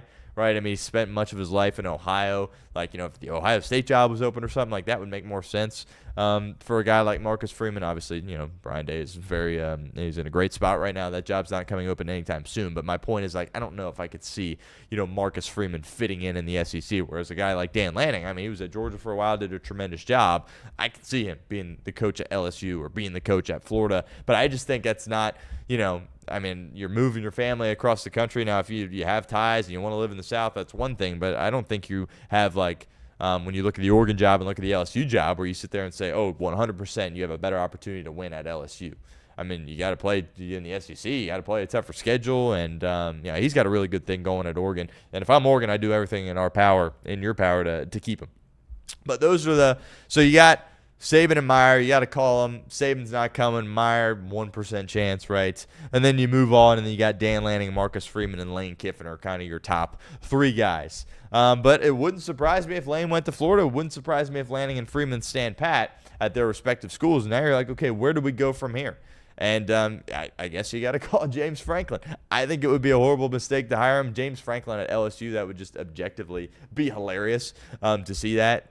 He's not an SEC guy. Like, that would just, to fire Brian Kelly and go to James Franklin, like, that would just be a horrible decision by Scott Woodward, who, by the way, has kind of got a mess on his hands here, as he was responsible for the Jimbo Fisher hire at A&M, and now he's got the Brian Kelly thing at LSU. I mean, those are 2 pretty significant swings and misses. He absolutely has to knock this hire out of the park, and James Franklin isn't a guy that would do that. Joe Brady, his name's got floated around. Brady, of course, was the passing game coordinator the 1 year at LSU. A great year, obviously one of the best years in college football history for any team, as it was the year Burrow and them won, obviously, the title in 19. He, to me, seems like an NFL guy. He hasn't been...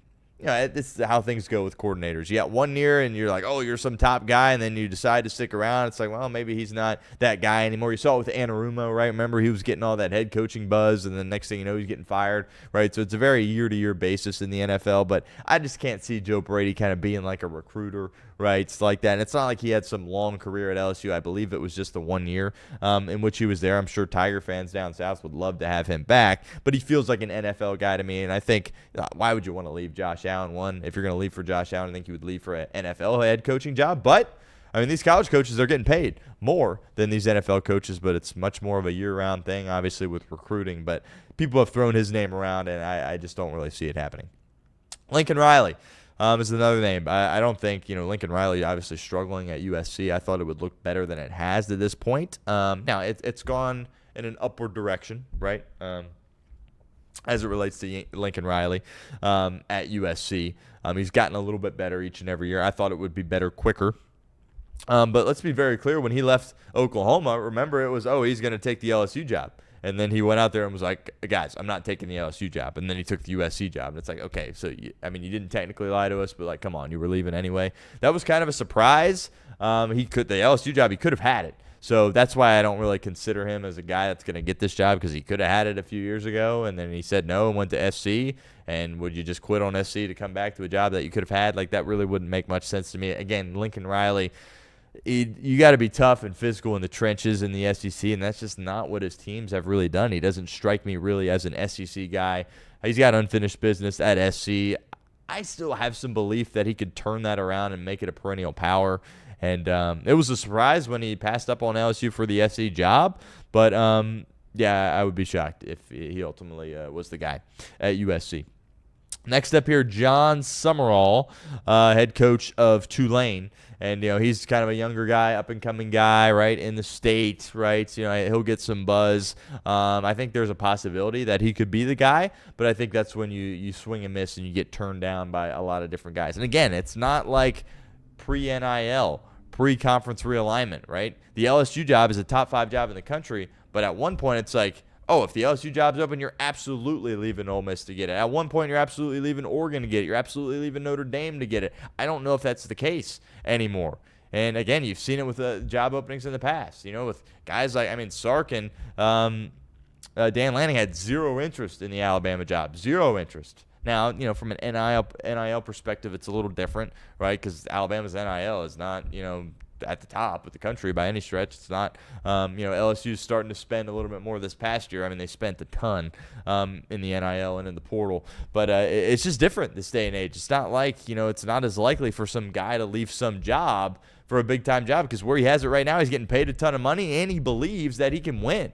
Right? You look back to several years ago in college football, you go into the season, there was only 6 teams maybe that could actually win the national title. Whereas this year, I think it's 15 to 20. I think you can make the argument, have a chance. Now, certainly there's a few that have much better chance than the others. But I just think the scope of college football right now, it's not as, it's a lot more balanced. It's not just a few teams that can win it. So we'll see. Next guy here, Brent Key. Look, I'm a Brent Key guy. What he's doing at Georgia Tech is unbelievable. I thought they would have dropped the game. By now, they haven't. Haynes King, tremendous. Brent Key deserves a lot of credit because he doesn't have a ton of talent on that team, and he's just winning games. continues to win games. And I think he should get a call from all these schools. I think Penn State could be a really good fit for Brent Key. But even if I'm these SEC schools, I'm calling him there as well. And I would be surprised if he was the head coach at Georgia Tech next year. But we'll see. He's a guy that I'm calling. Eli Drinkwitz, again, you just kind of go down the list here. And if you're getting rejected by, the top guys that I already mentioned, you're bringing up Drinkwitz. And I'm not very high on Drinkwitz, but what he's done in Missouri has been impressive. And, if these guys, their top candidates, aren't saying yes, Drinkwitz could be that next, guy down the list as a guy that's going to get an opportunity here. Yeah, I think it would be a mistake for LSU or Florida to hire him. I don't think that's really going to transcend your program in any way. But we'll see. I think he's that kind of next hot name that's, coaching in the SEC, knows what it's like, but doesn't really have the resources that a bunch of other teams have there as well. And the final guy I have here is Rhett Lashley. I've got a lot of belief in him. SMU's kind of taken a step back this year. He's a really good coach.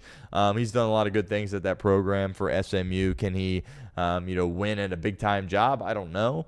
But I do think he's a really good coach and someone that should be considered. But that's kind of the list right now. And, again, I don't have it ranked, right? Again, it's the LSU job. It's such a big job. Like, yeah, you better call Nick Saban and offer him everything he could possibly want. Yeah, you better call Urban Meyer. Yeah, you better do everything in your power to get a Dan Lanning or a Marcus Freeman or a Lane Kiffin to leave. And those 5 are like your top guys. And again, I've said this several times. I want to emphasize this. Nick Saban isn't going to do it, and Urban Meyer probably is not going to do it either. But just the caliber of coaches that they are and as big of a job as it is, you got to give them a call. And then you work down the list. Brady, don't think. Franklin, be a mistake. He'll probably get an interview, though. Lincoln Riley, he had an opportunity in the past. Summerall could be a name, right? Has success in the state. Younger guy, up-and-coming guy. That could potentially be, an answer for you. Brent Key, Drinkwitz, Lashley. That's kind of my list here at this point, and we'll revisit this. But it's going to be absolutely fascinating to see these vacancies get filled here going forward. And just massive jobs. Florida State could very well come open as another job. That's a big-time job there as well. But that's kind of our Brian Kelly replacements here on today's show. All right, let's talk about the World Series. 18 innings. Incredible. Absolutely incredible. I did not make it throughout the entirety. 10.5 innings is what I made it. Once the Jays got out in the 10th, I was like, all right, time to go to bed. And I mentioned this at the top, like, when you do that as a sports fan, you always, check the next morning and kind of check your phone and see, what transpired there. And if it ended right after you went to sleep, you're like, oh, I could have made it. But not the case at all. When I saw it was 18 innings and it ended at basically 3 o'clock in the morning, I was like, yes, I made the right decision there at that point. I absolutely think I did. Reed talked about this on Off the Bench. Thought he brought up some good points. There's some people that complain about the Manfred runner at second base during the regular season, which I think is ridiculous. Say what you want about Rob Manfred, but there are a couple of changes, big-time changes, that he's made in recent years that have really helped this game a lot. There was, baseball was a dying sport, as far as people tapping in professionally. That's not my opinion. That's what the ratings would show you. But baseball has never really been in a better place in recent memory than it has been, this year, as far as the pitch clock and the ghost runner on second base. It really has sped up the games. There's 162 games. It's not realistic to sit here and ask you to watch 3.5 hours, every single day. Like, that's just not realistic to ask. They've sped up the game. I think that's been tremendous. Now, I'm still of the frame of mind that in the postseason, you got to earn it. Don't put them out there on second. Earn the run, especially here in the World Series, right? These guys play 162 games. They go through spring training. They go through a whole postseason run. Earn it. It's the World Series. Two teams left standing. Go out there and try to get a run. So, again, did it hurt? Did they lose viewers as the night continued to go on? Would it have been more exciting had there been a guy on second? Yes, all those things are true. But I don't have an issue with it. I think it should stay. Reed's point, again, was a good one. He said, you know what, don't go to it right away. In the 10th inning, wait till the 12th inning, right? And you see that, right? In soccer, right, you play overtime before you have the PKs. Same thing in hockey, right, before you have the shootout. And same thing in college football before you're just going for 2-point conversions. So these types of things happen in sports. I'm not ready to do it at this point in the postseason. Again, it's the World Series. Spring training, 162 games, whole playoff run. Go out there and earn it, right? To win the world championship, try to get that run across. And the implications that this has, the Blue Jays, by the way, are probably in a better spot from a pitching perspective, actually, than the Dodgers, which maybe is an advantage, but it kind of feels like you lost 2 games. Obviously, you played 2 games with 18 innings, but losing both of them, I think, is very demoralizing for Toronto, and it's like, oh, no, we got to bounce back and play again. And, limited rest. Guys are exhausted. Shohei was at the plate 9 times, got on base every time. Ridiculous, right? Absolutely ridiculous. You got guys on the Blue Jays hitting 8, 9 times. So, crazy game. But I'm not ready to make a change yet at this point. I predicted the Jays would win the World Championship. I'm not going to back off that here. That would be ridiculous to do that. Kind of felt like they needed that one last night. And, all the momentum now is on the Dodgers side. And we'll see if the Jays can respond. Ohtani, he's had some issues with his arm health, right? And he's kind of been banged up a little bit, which is kind of scary because he still pitched solid, but he hasn't. I think he has the ability to be like one of the best pitchers in all of baseball. And you heard it on the broadcast last night. As good of a hitter he is, like there are people that say he's a better pitcher, and we just kind of, as a fan base, haven't really been able to see that over the past few years because he's had the arm issues. But he's been vulnerable, right? Obviously, if you watch Cincinnati Reds, he's been vulnerable. If the Reds were having some success hitting against him. That Jays lineup's real. They've shown that. They had opportunities in the game. But don't be surprised if Shohei gets touched up a little bit in this game and the Jays kind of give themselves an opportunity. But obviously, regardless of what the starting pitching matchup, you knew going into this series it was always going to favor Los Angeles, and it was going to be the bats of the Jays. If they could kind of come alive and stay alive, that would ultimately be the difference if they're able to hang in there and win this series. So, great game last night. Again, 18 innings. If you had a job, if you work, you weren't staying up for it. If I'm a diehard Dodgers fan or a diehard Blue Jays fan, 100% I'm still up for it. If that's the Reds playing, yep, I'm getting a Red Bull and I'm locking in, right? But that's just, as someone that is just a big baseball fan, which I am, and loves the World Series, it's just, staying up till 3 a.m. on a Monday, that's a little bit too much to ask for. But I'm not ready to, pivot and say got to throw a ghost runner on in that situation. So World Series, you played a ton of games, spring training, 162, postseason run, go out there and earn it. Finally, before we get out of here, Monday Night Football, alluded to this a little bit. Chiefs win 28-7. Over the Washington Commanders. And, there's always, I've got a little bit kind of kicking myself a little bit because, I look back at the NFL predictions we did before the year. And, look, each and every year, you look at the history of this league, that there's always teams that make the playoffs that you think are going to be good that just don't make the playoffs the following year. That's what makes the league so great. It just happens, and it's very hard in a lot of cases to predict. We'll see if Baltimore can get it together and make it, but they could be on a team on the outside looking in. And looking back, it was just obvious that it was going to be the Commanders. Jaden Daniels coming out of the draft, I thought Drake May was better, and I thought Bo Nix was better, and then Jaden Daniels bursts on the scene. It's like, whoa, this guy's unbelievable. He's taking his team to the NFC title game, but he's had the injury. That was the concern. He's a very, obviously incredibly athletic, but as far as an NFL quarterback goes, he's a little bit frail, right? Obviously, I'm a lot more frail than Jaden Daniels, but as far as an NFL quarterback goes, he is. And, the injuries were a concern, and he's gotten banged up a little bit when he's not out there, and they got a really competent backup in Marcus Mariota, but the Bengals know this better than anybody. If you have a backup out there for you on the football field, it's not going to look the same when you have the starters. And that's a defense that's really been struggling for Washington. And I look at this team right now, and that's a 6 or 7 win team. Like that, I don't even think they're really close to being a playoff team. And candidly, like, it wouldn't surprise me. Obviously, I have the Scadaboo injury, but if the Giants finish with a better record than the Commanders, like, that wouldn't surprise me whatsoever, to be completely honest with you. So, I just kind of kicking myself a little bit for predicting that they would make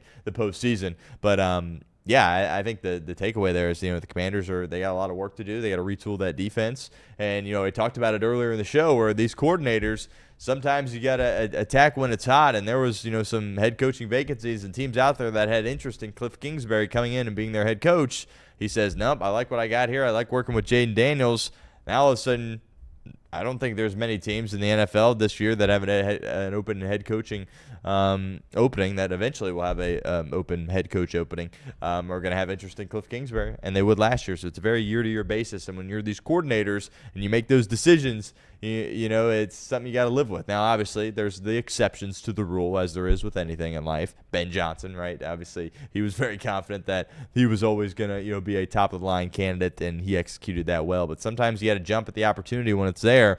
Cliff Kingsbury, he wanted to stay, and we'll see, if ultimately he gets another opportunity here as a head coach going forward. But the Chiefs, I don't want to, harp on it too much, but the Chiefs they're really, really good. And especially with the uncertainty in the AFC, and there's those of us that believe the Colts are real. I certainly do. And I think they're going to, continue to take steps in the right direction. I think they're going to win a lot of games. And to me, Minnesota won, 14, 15 games last year. But it was they were kind of you really going to make a run in the playoff? And then they had the big game at the end of the year. And it's they didn't look good there. And then they just looked overmatched and really not prepared in the postseason game.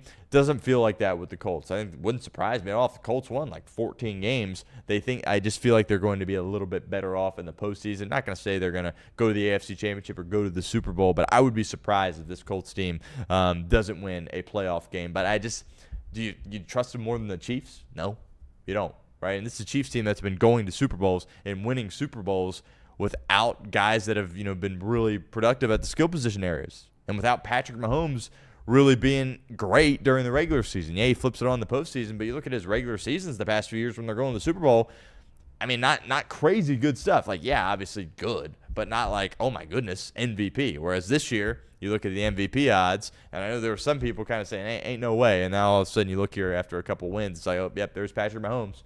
There he is, Baker Mayfield, a couple of down weeks. He's coming down, and it looks like that's kind of his award to lose here at this point. I think Drake May could potentially catch him. Dark horse guy a little bit there, but Mahomes looks like he's going to be the MVP of the league. Chiefs look like they're going to win the division. We'll see. We talked about Denver earlier in the show.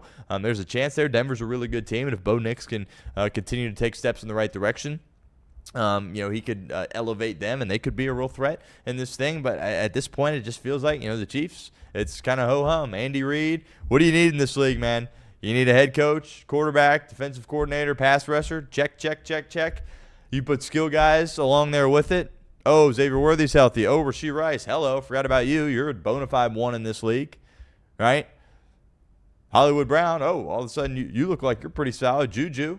You're good here in Kansas City. Kelsey, you still get open on third down. Oh, you got a backup tight end there as well. Solid offensive line. Checking all the boxes. Kicker that makes kicks. Clutch kicks. So, hopefully someone can knock him off. I'll be honest with you. I don't want to see him back there again here at this point, but I just think clearly they're the best team. There was a reason they were double-digit favorites in the game. That, unfortunately, when Daniels wasn't going to play, that really had no chance of being a competitive game. But, we'll see. There's some tough games on the Chiefs' schedule. That Bills game, I believe that's this week coming up.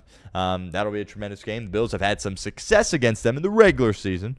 Obviously, I've had zero in the postseason, but Allen Mahomes always seemingly lives up to the hype. So looking forward to that. But I got the Chiefs at number 1 in my power rankings. And, I feel like it kind of just feels like they're going to be back at the AFC Championship here at this point. That'll do it for this edition of the Stone Shield Show. Appreciate everybody for hanging out with us, tuning in. We'll try to get some guests on the program going forward. Reed Mouse back on off the bench. Certainly enjoyed that. There might be one day this week where I am filling in for him on that. When you might have 2 hours of me. We're still working out the details there on that. But FC Cincinnati, obviously we haven't spent enough time talking about them. A huge win in their match yesterday. Check out the Flying Line podcast, one of our podcasts here at Chatterbox Sports. Those boys do a tremendous job. We'll see if we can get one of them. I think Reed's trying to get him on off the bench, so we'll see if we can do that. But we'll talk a little bit FC Cincinnati. Again, open, transparent here. I don't know much about FC Cincinnati, but hey, it's Cincinnati and they're winning. It's a big game, so we'll try to get some people on that are a little bit more knowledgeable than me to have that conversation here. And we'll talk Bengals, obviously, throughout the week as well. We'll do our college football top 10, as we always do, and continue to talk about the World Series. So a lot of exciting stuff coming up. Appreciate everybody, as always. The viewership this week has been awesome, and we really appreciate that on Off the Bench and my show as well.